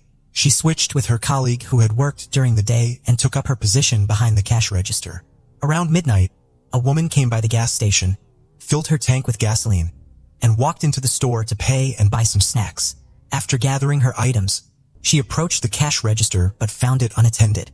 Confused, she waited for a while, then went to the utility room and called out. There was no answer. This felt strange since the store was fully operational. Lights on, doors unlocked. When no clerk appeared after 10 minutes, she decided to contact the police. Police arrived promptly, examined the store and its surroundings, but found nothing unusual or alarming. There were no signs of a struggle, no blood traces. Everything was in place, including a good amount of money in the cash register. Robbery was ruled out immediately. Initially, it was assumed that Katie might have left voluntarily due to an urgent matter. However, all her personal belongings were still in the store. Keys to her house and car included. Her vehicle was parked outside. This posed a question. How did Katie leave on foot? Abandoning her car and purse seemed unlikely, pointing towards a more troubling scenario. The police reached out to Katie's parents to report her disappearance and inquire if they had any clues about her whereabouts or any reasons she might have abruptly left. Mr. and Mrs. Puya assured them that Katie was always responsible and would not abandon her duties as she highly valued her job. Katie's fiancé corroborated their statements, expressing his utter confusion regarding her sudden disappearance. At this point, Katie Puya was officially reported missing and the store treated as a potential crime scene. The investigation kicked off with a review of footage from 4 surveillance cameras installed in the store, each one positioned strategically to cover every angle inside. The initial hours of Katie's shift revealed nothing out of the ordinary. Nothing suspicious occurred during those early hours. Around 11 p.m., a girl walked into the store. She chatted with Katie for about 10 minutes, but didn't purchase anything. From their conversation, it was clear that she was either an acquaintance or friend of the missing student. Approximately half an hour later, A entered the store. He looked around but quickly left. Shortly after, he came back in. At moment, Katie had gone to the back room and it seemed he might have been observing her from outside through the glass door. He re-entered the store and headed directly towards the back room. Unfortunately, there were no cameras in that section of the store, so what happened next is unclear. A few minutes later, Katie and this unknown man emerged from the back room together and moved toward the exit. The man was walking behind Katie, holding her by the hair with one hand and pressing his other hand against her back. It was evident that he was threatening her with a weapon, likely a knife or gun, and forcing her to leave with him. Essentially, this constituted an abduction from her workplace. This information was crucial. However, further investigation faced challenges because there were no cameras at the gas station adjacent to the store or in its parking lot. Consequently, determining where the suspect took Katie, his vehicle details, and his direction of travel was impossible. Given that the gas station and store were situated on an isolated stretch near a busy highway with no places to hide or go except along the road, it's likely someone would have seen if he had forcefully led her away on foot and contacted law enforcement. Therefore, it's presumed that he took her to the parking lot and placed her in his car. Another problem arose from the poor quality of the video footage from existing cameras. It was 1999 after all, and having any cameras at all back then was quite fortunate. The videos were grainy black and white images that rendered identifying features unclear, making it difficult to create a facial composite swiftly. Law enforcement and volunteers who joined the search scoured several miles around the gas station and store looking for possible clues, but found nothing conclusive. Investigators also interviewed Melinda, the sole witness who spoke with Katie shortly before she vanished. Melinda confirmed she was a close friend and fellow student working part-time at a nearby diner. She mentioned seeing a suspicious man harassing both a customer inside the diner and another woman in the parking lot earlier on, suggesting to each woman that they should get better acquainted. Both declined his suggestions and walked away separately. Melinda's work shift ended at 11 p.m. As she locked the door and prepared to go home, a man showed up again. He approached, asking if the restaurant was closing and what time it would open in the morning. Melinda found his question odd and hurried to inform Katie about the visitor, suggesting they call the police. Katie, however, reassured her that everything was fine since the store had plenty of cameras. Melinda then remembered the man drove a black Ford F-150 pickup truck. They left the parking lot around the same time, but he overtook her quickly. She recalled part of his license plate, 5 and 57, and the letter Y. This was an important clue, but in the late 90s, without a national electronic database, locating the vehicle took time. Both Melinda and another witness at a gas station provided only rough descriptions of the suspect. Given it was dark outside, they couldn't get a clear look at him. They described him as a white male with long blonde hair, aged between 35 and 40. He spoke without an accent and wore a baseball cap that partially hid his face. The surveillance videos were not much help either due to low resolution. For the first time, police sought help from NASA specialists to enhance image quality and reveal more details of the suspect's face. Using advanced technology meant for astronomical purposes, they reconstructed a clearer image of him. The task was complicated, strange angles, as he never looked directly at any camera in the footage. Still, authorities were satisfied with the final composite portrait. This portrait was distributed to police stations statewide and frequently shown on news channels. Citizens were urged to stay vigilant and report any sightings of individuals matching this description or driving a similar vehicle. Soon after, police began receiving dozens of calls daily, though most turned out to be false leads. About a couple of days later, authorities detained a 25-year-old man who bore a strong resemblance to the individual, the composite portrait. Additionally, he had a prior criminal record for robbery and harassment. However, he was soon released due to a notable distinguishing feature: a large tattoo covering his entire arm, which the suspect in the video did not have. An important detail was that the man who escorted Katie out of the store wore a Yankee baseball team t-shirt with the number 23. According to Melinda, when the suspect approached her in the parking lot, he was dressed differently. Yet upon reviewing the surveillance footage, she had no doubt it was him. A week later, a call came from Minneapolis. A worried man reported that the person in the portrait looked like his neighbor, who worked as a cleaner and drove a similar car. A couple of weeks ago, right around the time of the girl's abduction, this neighbor unexpectedly cut his long blonde hair and began growing a beard. The suspect turned out to be 50-year-old Donald Hutchinson. It was discovered that he had recently quit his job without any apparent reason, which raised suspicions. On the day of Katie's disappearance and the following day, he didn't go to work because he reported not feeling well. Former colleagues confirmed that he drove a black Ford F-150 with a license plate matching what police were looking for. Donald Aubin Hutchinson's real name is Donald Allen Blom. He was born in Minnesota in 1949 and grew up in a dysfunctional family where his father was an alcoholic who abused both him and his mother. As a teenager, Donald himself started drinking and displayed uncontrollable aggressive behavior that troubled everyone around him. Consequently, he was transferred to a special school for difficult children. At age 25, Blom was convicted and imprisoned after kidnapping and assaulting a 14-year-old girl. However, he served only 3 years before being released on parole. Shortly after, he was arrested again for assault and harassment, but received another short sentence. In 1983, Donald was arrested yet again. This time, he had kidnapped 2 teenage girls, taken them to a deserted area, and tied them to a tree. He assaulted one of the girls and strangled the other several times, then revived her, making it a game of life and death. Fortunately, a passerby walking with a dog heard their screams and saved them. Consequently, Blom served 9 years in prison. Upon his release, he changed his name, moved to another city, and avoided police attention for a long time. He got married after his release, and his wife bore him 4 children. On the surface, their family appeared happy. The man secured employment. However, his addiction to alcohol and substances turned him into a menace.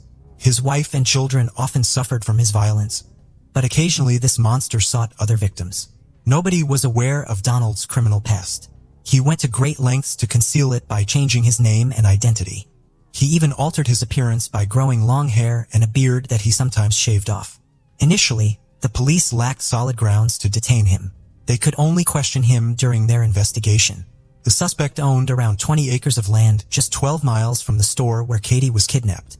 In fact, Right after Katie's disappearance, the police had already visited him upon learning about his black pickup truck.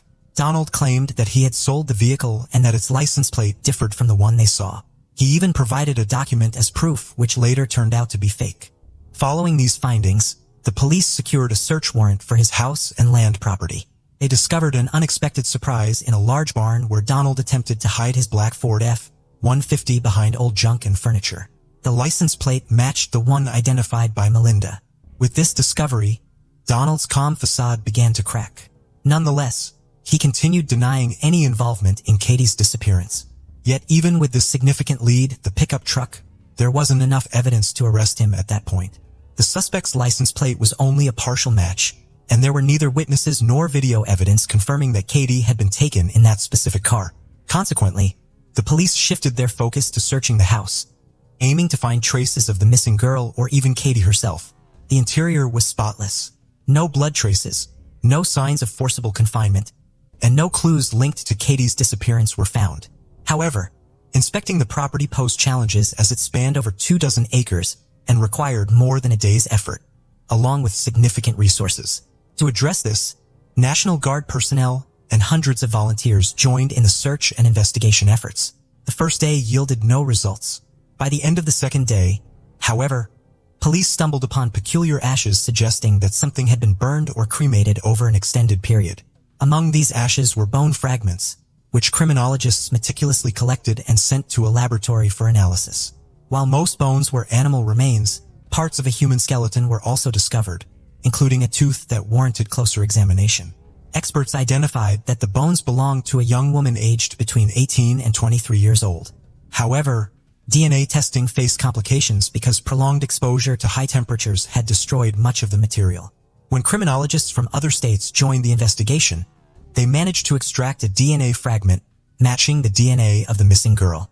Unfortunately, this crucial evidence was deemed only indirect and could not conclusively establish the suspect's guilt. Hence, it became imperative to analyze the tooth found among the ashes to determine if it belonged to Katie. It was revealed that this tooth contained a rare filling made of silicone and zirconium, an innovative dental material. Conversations with Katie's dentist confirmed this unusual filling. He immediately recognized his work since he had used materials obtained from an international dental conference on her just a week before she vanished. Though all collected evidence remained circumstantial collectively, a combination strong enough, it sufficed for law enforcement officials to arrest Donald and detain him until trial proceedings concluded. Thus unfolded developments leading up to his incarceration pending further proceedings. On June 22, 1999, the man immediately pleaded not guilty, sought legal counsel, and expressed his willingness to cooperate with the investigation. During a more thorough examination of his belongings, law enforcement discovered multiple firearms for which he lacked permits. Shortly thereafter, Donald began confessing. He admitted to kidnapping Katie from the store, bringing her to his property where he strangled her and subsequently burning her body. However, he denied any coercion related to intimacy with the victim, attributing his inability to do so to the significant amount of alcohol and illegal substances he had consumed. Donald further claimed that he used only firewood and paper to incinerate the remains, but experts asserted that this method alone wouldn't suffice without additional fuel. That evening was marked by aimless driving around the neighborhood. Upon noticing Melinda at a gas station, Donald initially intended to follow her when she left, but then changed his mind. He overtook her and proceeded home to change clothes before heading back to the store where Katie worked. This accounts for discrepancies in eyewitness testimony regarding what he was wearing. 2 weeks later, Donald unexpectedly recanted his confession, asserting his innocence once again. He alleged that he had been coerced into confessing due to threats made against him and his wife. His wife attempted to support this claim during the trial by offering an alibi, asserting that he was at home with her throughout that evening and did not leave the residence. In a striking turn of events during the trial, 2 former victims from 1983 came forward. They testified about their experiences with Donald, depicting him as a ruthless sadist who had subjected them to torture and exploitation. The evidence presented along with the witness statements led the jury to unanimously declare the defendant guilty, sentencing him to life in prison without the possibility of. Subsequently, Donald's wife admitted she lived in fear of her husband, habitually beat her and their children. She expressed that she felt compelled to provide him with an alibi out of fear for her own safety. After disclosing, she changed her last name, took their children, and moved to another state where they wouldn't be known. On a related note, detectives working on this high-profile case suspected that Blom could be a serial rapist and murderer. They linked him to several unsolved crimes involving the disappearance of young girls under similar circumstances. Specifically, he was suspected in the strangling of Wilma Johnson, found in 1983, as well as the 1993 abduction and murder of student Holly Spangler. In 2021, Blom was transferred to a medium-security prison at MCF Faribault. Conditions there were much more lenient, and he referred to it as a vacation. However, after complaints and protests from Katie's family, Blom was moved back to a high-security facility in Stillwater, Minnesota. He passed away there on January 10, 2023, at age 73. Katie Pierce's death has been covered extensively in popular television documentaries about real crimes. HLN Channel aired a series called Forensic Files, which featured an episode titled Tooth or Consequences. Based on Katie's story, the Discovery Channel released an episode from their series New Detectives titled Fatal Abduction, dedicated to this particular case. Additionally, in 2010, a documentary titled From the Ashes was produced using materials from the investigation. The case of Wilma Anderson. On November 14, 2019, a 17-year-old girl named Wilma Anderson disappeared after visiting her ex-boyfriend, Tishko Ahmed, in Uddevalla, Sweden. Wilma had gone to retrieve her belongings after their breakup, but this would be the last time she was seen alive. As the investigation progressed, the detective's way of uncovering things shocked everyone. This is the haunting case of Wilma Anderson. Wilma Anderson was born to Linda and Marcus Anderson. However, due to family struggles and their divorce, Wilma was unable to live with either parent. Despite this, her mother remained deeply involved in her life, while Wilma stayed with her sister, Emily, whom their mother described as a vibrant and future-minded girl. Wilma was a sociable person, surrounded by an active social circle that filled her days. She adored social media, frequently sharing snapshots of her life on Facebook, and relished every opportunity to be captured in photographs, showcasing her innate creativity and unwavering spirit. At the age of 15, Wilma met a 20-year-old man named Tishko Ahmed Shabazz in Sweden. Despite the 5-year age difference, there were no legal obstacles to their relationship, as the age of consent in Sweden is 15. Wilma's mother had reservations about her daughter dating an older individual but reluctantly accepted her choice, trusting her daughter's judgment. Tishko, originally from Iraq, had relocated to Sweden at the age of 8, residing with his father and stepmother. Accounts from Tishko's friend depicted a school life marked by bullying. But as he matured, he developed an unwavering resolve, refusing to back down from any challenge he faced. He gained his Swedish citizenship in 2014 and eventually found employment in the care sector after completing his education in 2018. Wilma and Tishko took a significant step, moving in together in Uddevalla, Sweden. Initially, their relationship was smooth, but it eventually shifted, taking a darker and more troubling turn. Tishko's demeanor grew increasingly controlling, a change that did not escape Wilma's mother, who had noticed her daughter's altered behavior over the 2 years spent with her boyfriend. Wilma frequently confided in her sister Emily about the turbulent relationship with Tishko. On November 14, 2019, while on the phone with Emily, Wilma revealed her intention to end the relationship during her visit to Tishko's apartment to collect her belongings. She expressed her exhaustion with Tishko's incessant control over her life, dictating what she wore, where she went, who she talked to, and even her makeup. Feeling suffocated by his domineering and abusive behavior, she had had enough and simply wanted it to end. Upon Tishko's return from work, Wilma ended the call, saying she had to go, possibly wanting to conclude what had brought her to Tishko's apartment. Sadly, this would be the last time her sister or any of her loved ones would hear from her. Later, Emily desperately tried to contact her sister, but the calls went unanswered. The following day, November 15th, Wilma had a dentist appointment, but she didn't show up. On November 17th, Wilma's worried parents went to the apartment she shared with her boyfriend. After knocking for what felt like a long time, the door finally opened, revealing Tishko. Linda, deeply concerned, questioned Tishko about Wilma's whereabouts. Noticing his distant demeanor, she suspected he might have been under the influence, but she and her husband persisted, determined to get answers. Tishko admitted that their relationship had ended, claiming Wilma had left after collecting her belongings and that he had no idea where she was currently, adding that he didn't expect to reconnect with her anytime soon. They entered the apartment, hoping to further investigate the situation by having a brief conversation. Tishko recounted the evening's events to Wilma's parents. A heated argument that had occurred upon his return from work around 5:30 p.m., which led to Wilma leaving their relationship. Initially, Tishko and Wilma had an unpredictable and on-and-off relationship, primarily due to Tishko's behavior toward Wilma. Her parents were not overly alarmed at first, as this was not an unusual occurrence. Meanwhile, Emily, Wilma's sister, was deeply concerned and turned to Facebook, urgently seeking information about her missing sister. Emily's posts detailed Wilma's disappearance since November 14th, emphasizing the lack of communication, which was a stark deviation from Wilma's habitual contact with her family. Emily described Wilma's physical appearance, highlighting her height of 165 centimeters, her dark hair with blonde highlights, and expressed the distress at her sudden disappearance. A departure from her usual behavior. The police promptly filed a report and started collecting statements from family and friends, determined to trace Wilma's last known interactions. They investigated who had recently spoken to or seen the missing girl. Linda and Emily confirmed they had not had any contact with Wilma since November 14th, and their calls had remained unanswered. Joining forces, a search party was assembled, blending police efforts with the support of friends and family, and utilizing police dogs and drone technology to search inaccessible areas for any trace of Wilma. When authorities approached Tishko, he claimed and asserted that he had no knowledge of Wilma's whereabouts and neither had he received any recent communication from her. By Sunday, November 17th, 3 days into the search, the concerning silence from Wilma still persisted. Wilma, who was typically active on social media, had now gone silent for an alarming period. The urgency increased as around 5,000 people came together fervently, joining the search in a collective effort to find her. The police persistently returned to Tishko seeking information, but he steadfastly maintained his ignorance about Wilma's whereabouts.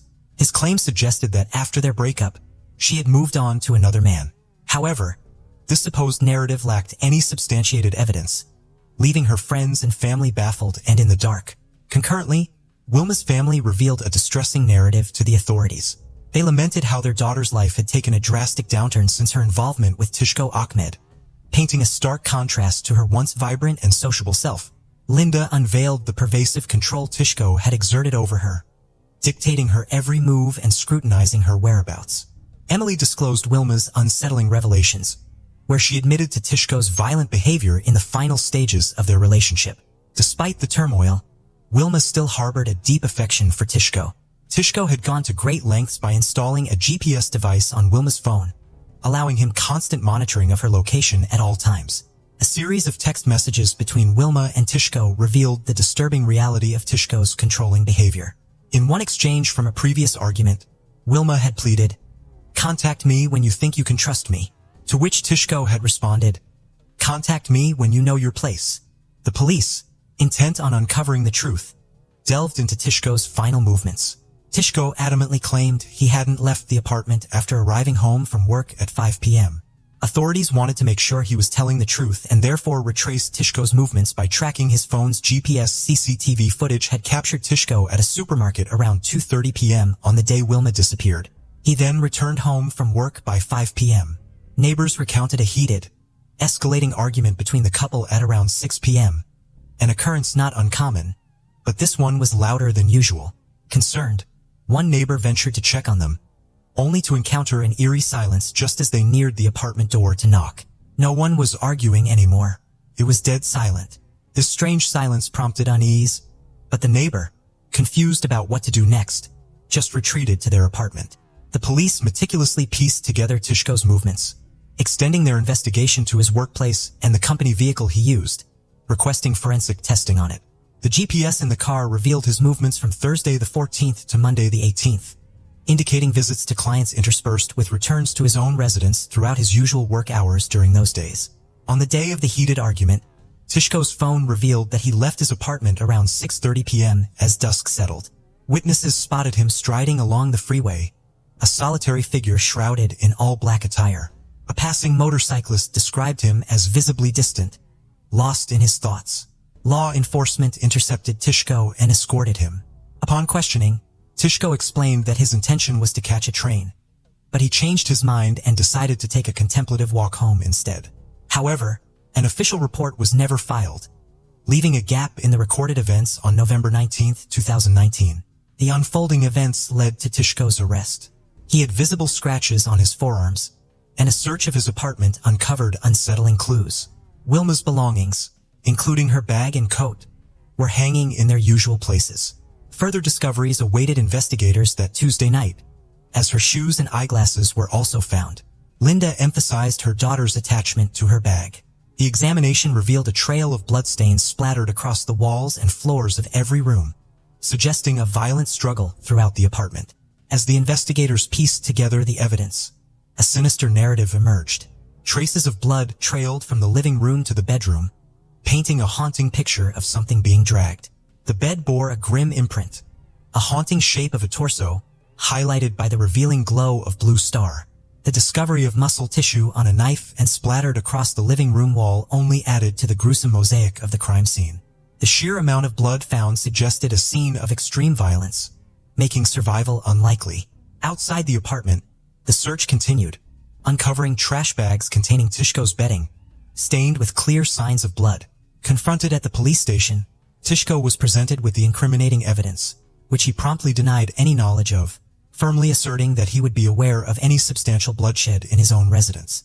Meanwhile, the quest to find Wilma intensified with an ever-growing throng of individuals rallying daily, determined to aid in her search, fueling hope amidst the encroaching darkness of the unfolding tragedy. The apartment where Wilma was last seen turned into a stark crime scene, yet all attempts to establish contact with her remained fruitless. Then, on November 28th, 2 weeks since Wilma vanished without a trace, cadaver dogs were enlisted for assistance at the crime scene. These trained canines, specialized in detecting scents associated with deceased individuals, ventured into the bedroom and swiftly signaled a chilling indication. A deceased person or human remains had likely been in that very area. Moreover, a distinct odor permeated the apartment, heightening the grim atmosphere. Despite prior searches, the police meticulously re-examined the bedroom, drawn to the area marked by the dogs. Their focus honed in on a wardrobe, seemingly just another piece of furniture in the room. Yet within that innocuous wardrobe lay a small travel case, seemingly inconspicuous among the room's contents. Although previously overlooked, the officers, driven by instinct, seized the case, poised to uncover its secrets. Inside, investigators discovered a large object concealed within aluminum kitchen foil, a harrowing revelation met with bloodstains in the case's interior. As they cautiously unraveled the foil's contents, a heart-wrenching and shocking reality awaited them. Wilma's decapitated head lay shrouded within. The head had been wrapped meticulously and bound with tape, and the travel case had become a repository of the horrifying events that had happened to Wilma. The case was dispatched to Gothenburg's forensic labs for further testing, where detailed examination revealed Tishko's fingerprints, an ominous connection tying him to the heinous act. Additionally, at the crime scene where the thrown-away garbage bags were found, a footstep marked with Wilma's blood showed Tishko's clear footprint. The sad discoveries revealed the savageness of the crime. Medical examiners, although not able to definitively determine the reason for Wilma's death, pointed out serious head and eye wounds caused by a harsh blow. The horrific act of cutting off her head resulted in additional injuries to her head. Wilma's heartbroken family learned the heartbreaking truth about their daughter's destiny. Linda, driven by strong determination, joined the search operations, no longer looking for their missing loved one, but sadly, hunting for the rest of Wilma's remains. The family, thrown into the worst of nightmares, faced the shocking details emerging from the proof found in the walls of the apartment. A dreadful truth came to light. Wilma's final moments probably took place in the living room, where she was subjected to a violent attack. Her world was shattered by a devastating head strike, leaving behind a haunting trace of violence. The Swedish authorities filed a report that detailed Tishko's denial of Anderson's murder, vehemently asserting his innocence. His unsettling statement echoed, insisting on a warped sense of affection. "You forget that this is a girl that I have loved, and that I have lived my life perfectly. If I had murdered my girl, I would not have saved her head." Law enforcement had secured ample evidence to press charges against Tishko, and his trial was set for May 2020. However, Wilma's body remained undiscovered throughout the entire court proceedings. Shabazz, devoid of any display of remorse or emotion, stood stoic amidst the relentless investigation. Reports surfaced painting a disturbing picture of his beliefs. Allegations that he viewed his ex-girlfriend as a figure of malevolence, associating her with Satan and espousing outlandish claims of her collaboration with Democrats against the then U.S. President Donald Trump. His bizarre hero worship of the president even led to a failed attempt to join Trump's campaign, halted due to inadequate entry documents. Attempts to plead not guilty by reason of insanity during the trial, by citing these absurd beliefs and claims of Wilma as proof of insanity by his defense, fell short. On July 27, 2020, the verdict sealed Tishko's fate. The court pronounced 23-year-old Tishko Shabazz Ahmed guilty of 17-year-old Wilma Anderson's murder, handing down a life sentence, which was later reduced to 18 years by the Court of Appeal. The baffling reduction of the sentence stemmed from the absence of concrete evidence pinpointing the exact cause of Wilma's demise or the sequence of events due to the absence of her body, a haunting absence that left critical questions unanswered, hindering the pursuit of justice. In late 2020, Wilma's funeral brought a solemn closure to this tragic saga, a heart-wrenching conclusion that undoubtedly plunged Wilma's family into unfathomable sorrow. Our deepest sympathies go out to the life lost too soon and the grieving loved ones she left behind.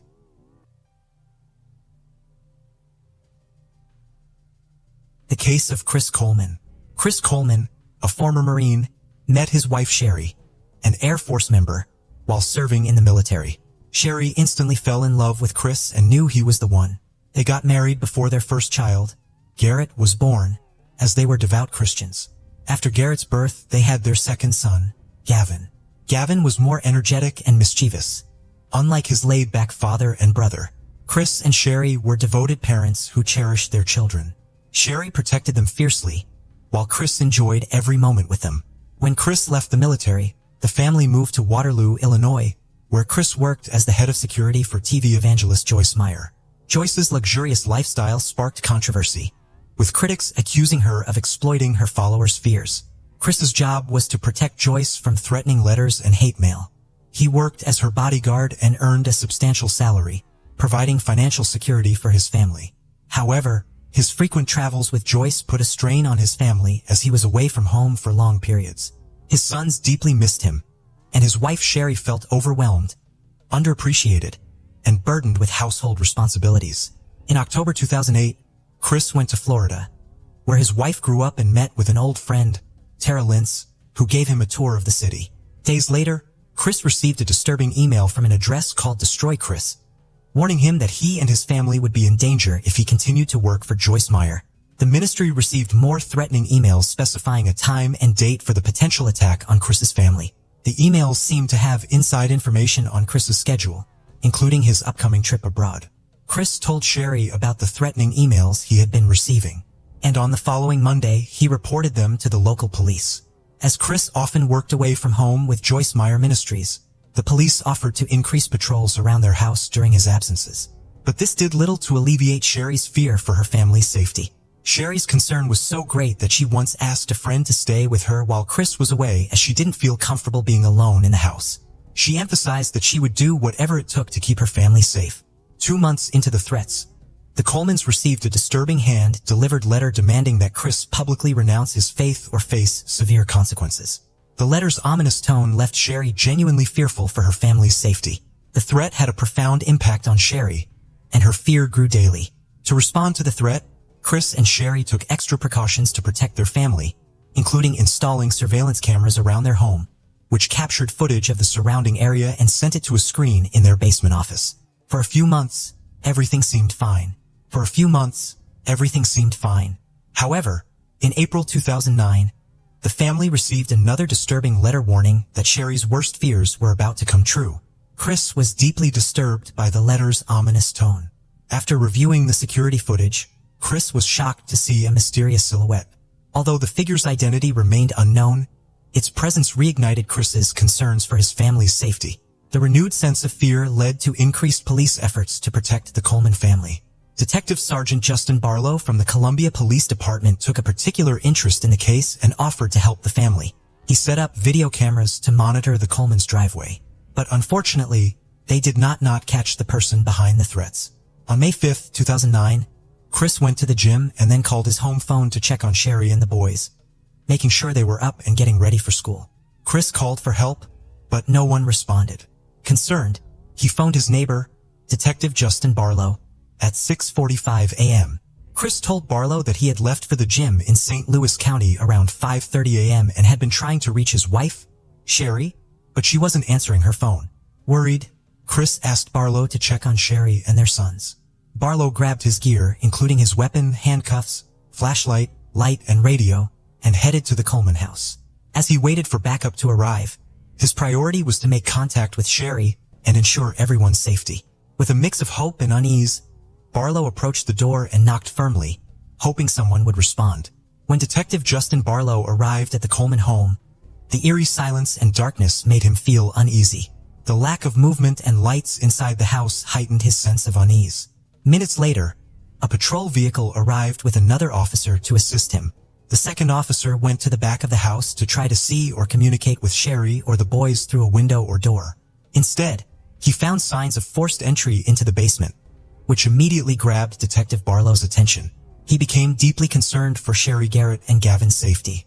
Detective Barlow and the second officer decided to enter the house through the basement, announcing their presence as they went. But they received no response.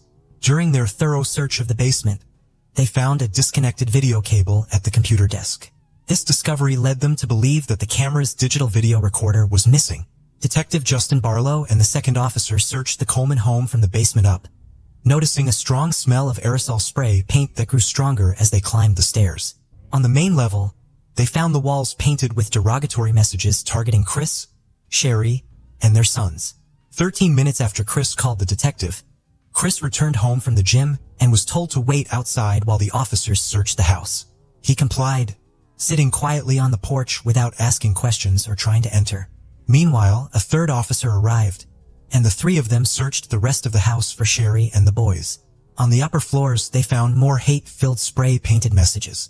When they reached the second story, Detective Barlow entered the bedroom of Garrett, the oldest son, where he appeared to be asleep. However, upon closer inspection, the detective realized that Garrett was dead with no signs of life and a cold body.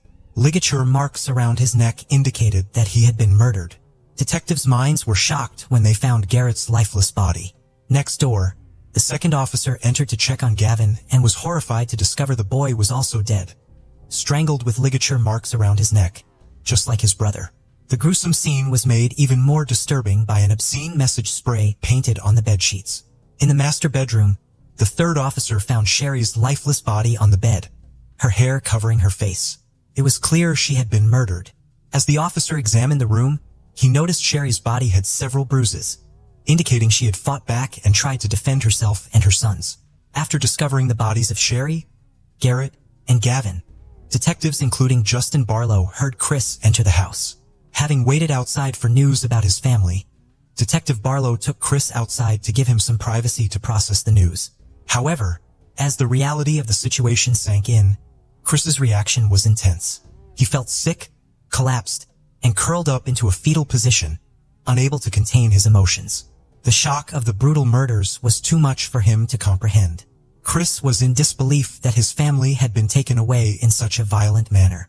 In desperation, he tried to reach out to his father, Ronald, telling him that something had happened to Sherry and the boys. Ronald immediately realized that Chris was in shock upon receiving the news. Ronald was stunned by the tragedy that had befallen his family. The shocking news of the murders of Sherry, Garrett, and Gavin spread quickly throughout the community of Waterloo, Illinois, where the Coleman family lived. As the neighbors learned of the tragedy, they were left devastated and terrified. Chris expressed remorse for leaving his family alone to go to the gym. But when asked if he had any idea who might have committed the crime, he claimed to have no clue. Nevertheless, Detective Barlow noticed several suspicious behaviors during the interview. One red flag was Chris's lack of curiosity about the details of his family's murder, which seemed unusual given the gravity of the situation. The detective noticed Chris trying to hide scratches on his arms during the interview, even using a blanket to conceal them despite the warm temperature. The scratches were suspicious because they suggested Chris had been in a physical struggle, similar to Sherry's fight with her killer. When asked about the scratches, Chris claimed they came from installing a satellite dish the day before.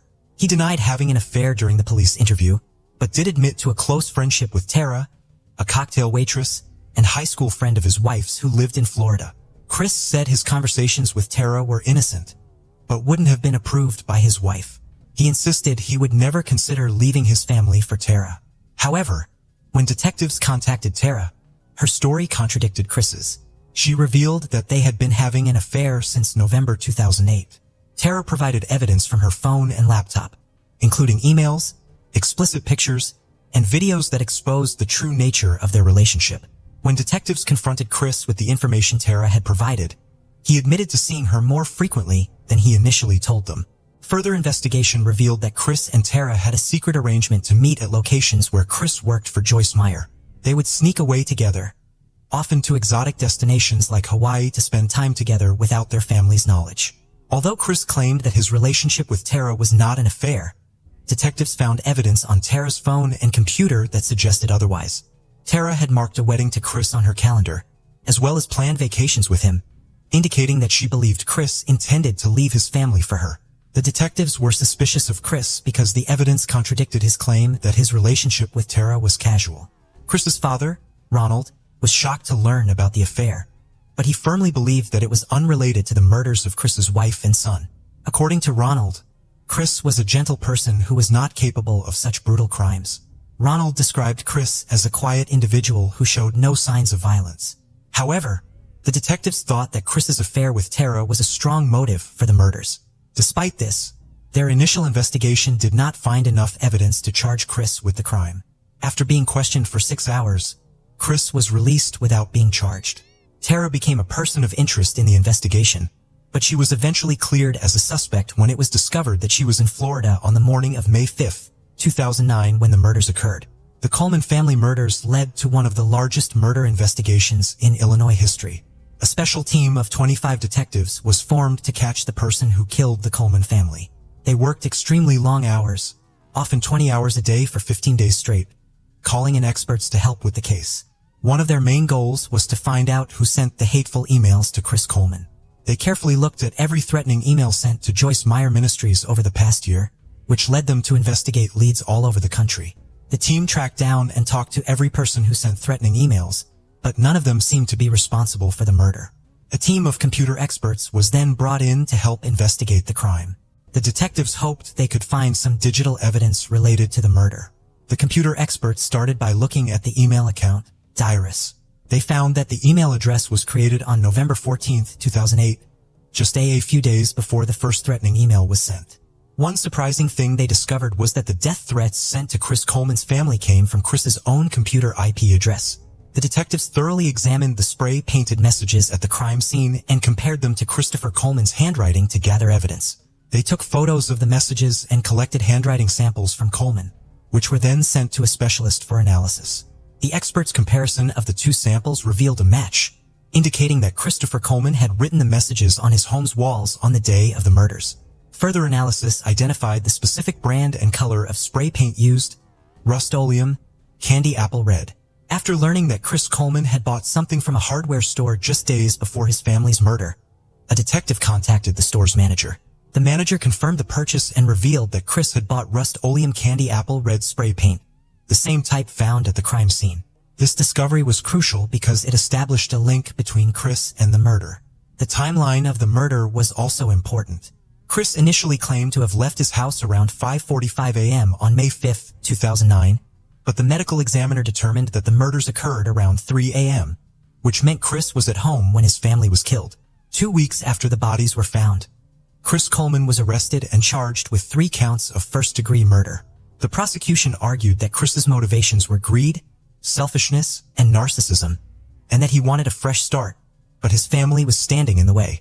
In April 2011, Chris Coleman stood trial for the murders of his wife, Sherry, and their 2 sons, Garrett and Gavin.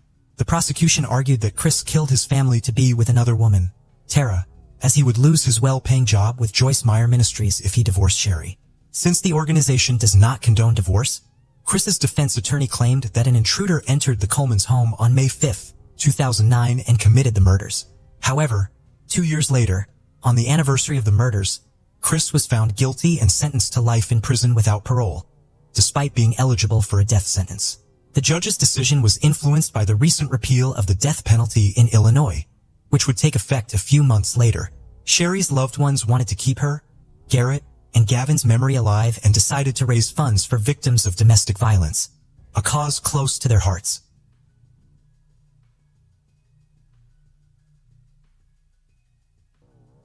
Juliette La Dramaget, affectionately known as Juju, was born on May 2, 2013. Her parents are Paraguayan Lilian Zapata and Frenchman Stéphane La Dramaget, who gave the little girl both nationalities. Charlotte, the couple's firstborn, completed their family. Eventually, the spouses divorced and Lilian joined Rainer Oberber, a German citizen who had arrived in Paraguay just a year before to settle in the country. It was known that he had worked on projects or campaigns related to human rights in Europe. Juliette had microcephaly, a neurological condition that causes motor disabilities and cognitive developmental delays. The girl was described as a cheerful, affectionate, and lively child who enjoyed playing outdoors. From mid-March 2020, Juliette had been living on a farm in the city of Emboscada with her mother, sister, and stepfather. According to reports about the case, Rainer convinced his partner to settle there when the quarantine was imposed due to the COVID-19 pandemic. Everything seemed tranquil and almost idyllic in this corner of the country. But that calm was unexpectedly and dramatically shattered on April 15, 2020. On that day, little Juliette disappeared without a trace while on the property where, in addition to her family, there were 2 workers. According to information released by the Paraguayan newspaper ABC on the morning of April 16th, when the local school director realized that one of his students had been missing since the previous morning, he notified the authorities. Immediately, officers from the police station of Emboscada went to the residence of the family. It was at that moment that the mother reported her daughter's disappearance. Lilian said that the 7-year-old, who had difficulty moving and the cognitive development of a 3-year-old, had gone missing at around 9:30 in the morning the previous day while playing in the gated complex where they lived, along with a pair of goats that were also missing. She explained that, as time passed without her daughter returning, she asked for help from some neighbors to search the property, but they were unsuccessful. The search operation was immediately launched, involving police officers with trained dogs and the participation of local residents. As the hours passed, fears for the safety of the young girl grew. No one could believe that something like this could happen in that peaceful place. Additionally, on April 17th, a team accompanied Lilian to check 2 properties in different parts of Emboscada where they had lived, but they found no traces of the child. On the same day and in the following days, alongside search efforts, various law enforcement agencies conducted interviews with the mother, stepfather, and workers at the location.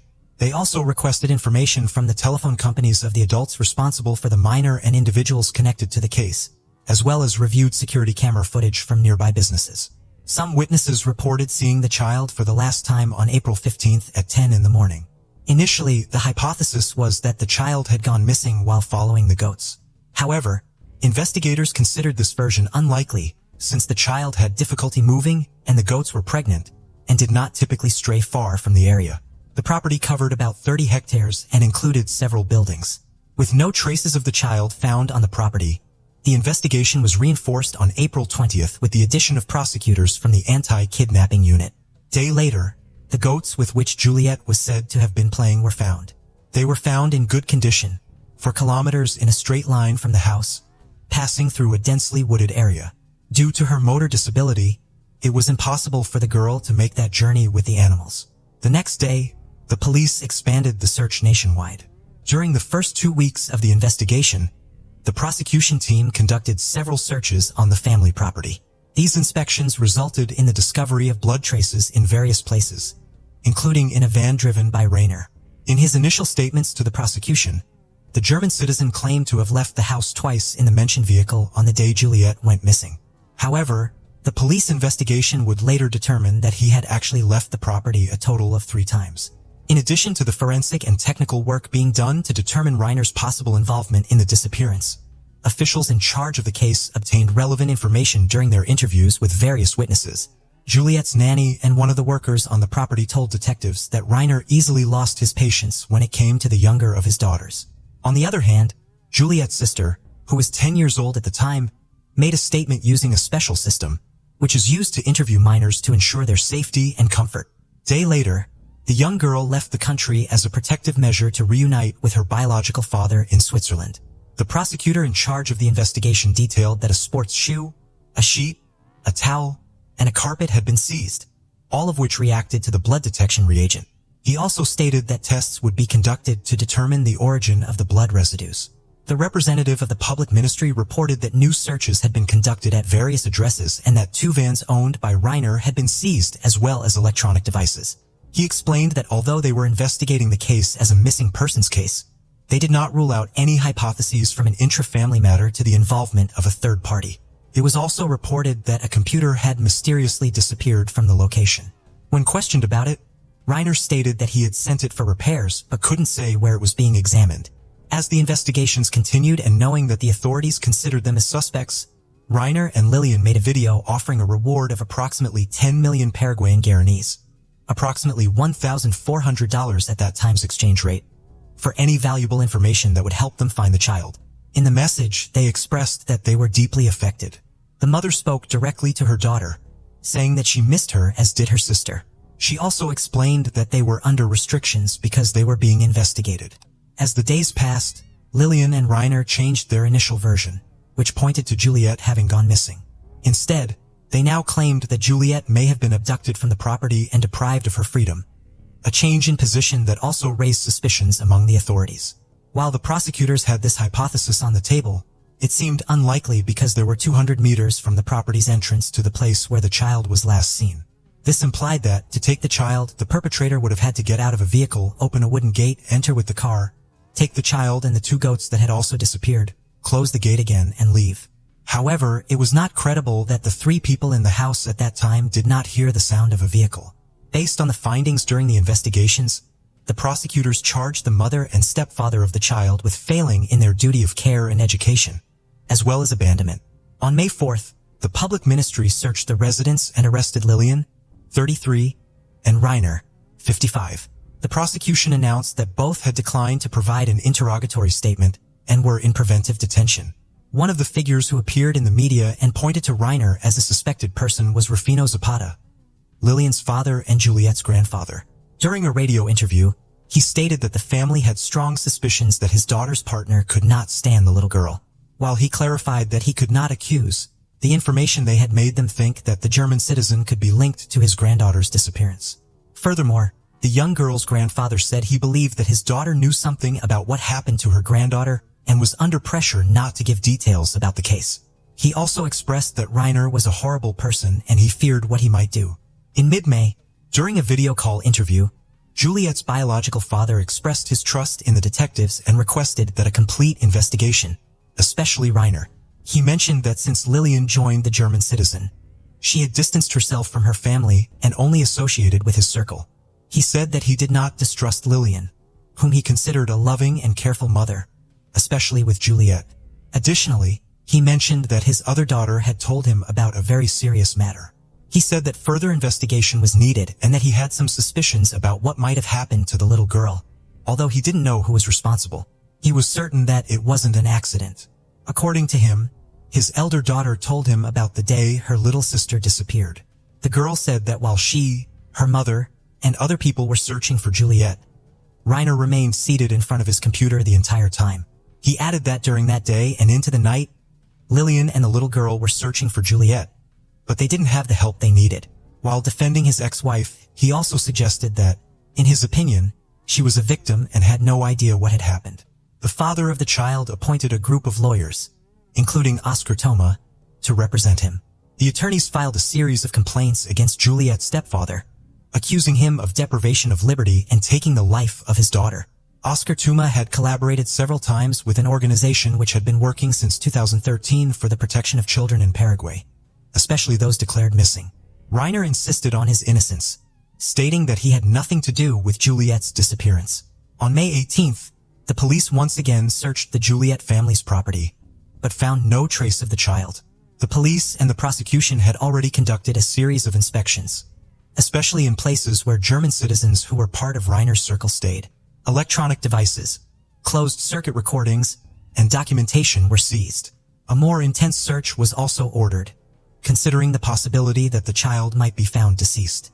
Some buildings were examined and floors were lifted, but none of these efforts yielded results. The media covered the case, especially the differences of opinion between Juliet's father and his lawyer, Oscar, who announced in early June that he was stepping away from the case. According to him, his job was to find the truth, but his client's demands would not allow it. When asked about it, he added that Stefan's decision to side solely against Reiner went against his convictions.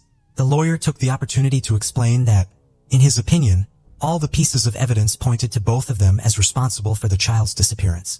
Despite intense efforts, the lack of results from the various actions undertaken caused frustration among both the investigators and the child's grandparents. However, as time went on and based on information contained in various seized devices during searches, detectives made discoveries that changed the course of the investigation. On July 23rd, the prosecution expanded the charges against Juliet's stepfather to include possession of child sexual content. In a press conference, the investigators revealed that, after analyzing 80,000 photographs contained in the seized electronic devices, they found adult material and intimate images of Juliet and her sister. According to the prosecutor, they had indications that the stepfather of the minors had captured the images. The established truth concept dictates that the person who took the photograph is considered the alleged perpetrator. This was articulated in the reasons for the charges against Rayner, as the images were found on his cell phone. Early the following year, the prosecutor in charge of the case declared that the investigation into Juliet's disappearance was getting closer to the truth. However, 2 months later, the case remained unsolved, and a decision by the main suspect came as a surprise. On March 17, 2021, the child's stepfather offered $350 million Paraguayan guaranis, approximately $44,600 at the exchange rate of that time, for information about Juliet's whereabouts.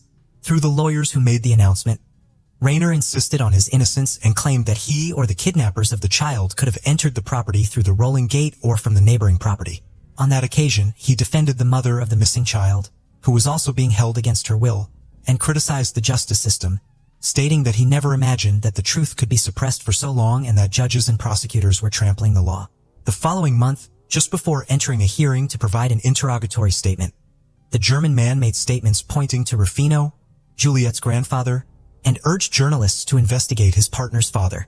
If you want to investigate a bit, I'll give you a clue. Approach or ask Juliet's grandfather, who always says he knows more. And maybe he does know more than he says, and all I can tell you is that angels will become demons, and demons will become angels, he said. Rufino reacted to the accusations made by the main suspect in the case, stating that these accusations were part of a strategy by the lawyers. He also called on the prosecutors to follow him wherever they wanted and reiterated that his family was available for cooperation. In that context, he also mentioned that he had lost contact with his daughter months ago and emphasized that, in his opinion, she must know something about what happened to his granddaughter. While awaiting trial, an appeals court granted Lillian limited freedom of movement. On September 24, 2021, Lillian Zapata was sentenced to 6 years in prison for failing in her duty of care and abandonment of her daughter. Despite the guilty verdict, she remained free pending the confirmation of her sentence. In the case of Rayner, unlike his partner, he was acquitted of these same charges. The court believed that he had no involvement in the act of abandonment. However, he still faced charges related to the possession of sexual content involving minors. Only 2 months later, on November 9th, Lillian was once again sentenced. She was given an additional 2 years of imprisonment with the suspension of the sentence's execution after being found guilty of contempt of a court order. The November ruling came in response to her refusal to undergo a DNA test, which was intended to determine if the blood traces found during the investigations matched the child. She also rejected a toxicology test that aimed to determine if she consumed narcotics. I don't know. The prosecution never informs me of anything. They never communicated with me. From jail, I did everything for them to investigate, even sent a letter to the French embassy. All I ask is that they search for and find my daughter. Lillian refused, arguing that it was her body and she wouldn't give consent for the tests. Before the end of 2021, the court revoked the decision to keep Rayner in preventive detention. The verdict established that the public ministry did not find sufficient evidence to incriminate him, absolving him of all guilt and penalty. In an unexpected turn of events, a video posted on a popular social network on May 31, 2022, showed a girl on the streets of Ecuador who appeared to have the same characteristics as young Juliet. The recording was apparently made in public by 2 foreigners. When asked about it, officials from the public ministry confirmed that the girl in the video seemed to be Juliet, but provided no further details to protect the ongoing investigation. Nevertheless, it was announced that a technical verification of the content and origin was being conducted. This information led Stefan to request a copy of the Swiss documents to travel to Ecuador to verify if the girl in the video that circulated on social media was Juliet. His request led to an incident at the airport, during which his older daughter, after visiting her mother in Paraguay, was detained by airport authorities when she was about to return to Europe. It was reported that officials found her missing sister's documents among the girl's belongings. As a result, the girl missed her flight, but there were no other reported consequences. In a new chapter of this case, Judge ordered the capture of Lillian to enforce the prison sentence imposed in 2021 for the charges of violating her duty of care, and on August 16, 2023, Juliet's mother appeared before the court and requested the postponement of her imprisonment, invoking a provision in the penal code that allows the postponement of the sentence for mothers of children under 1 year old. However, on August 17th, the court ruled against her request and ordered her immediate confinement at the National Women's Penitentiary, where she will serve her 6-year sentence. The judge mandated that her baby must receive pediatric care, social assistance, and all necessary care to ensure the well-being of the child and his mother during the breastfeeding stage. 3 years have passed since Juliet's disappearance and many loose ends remain.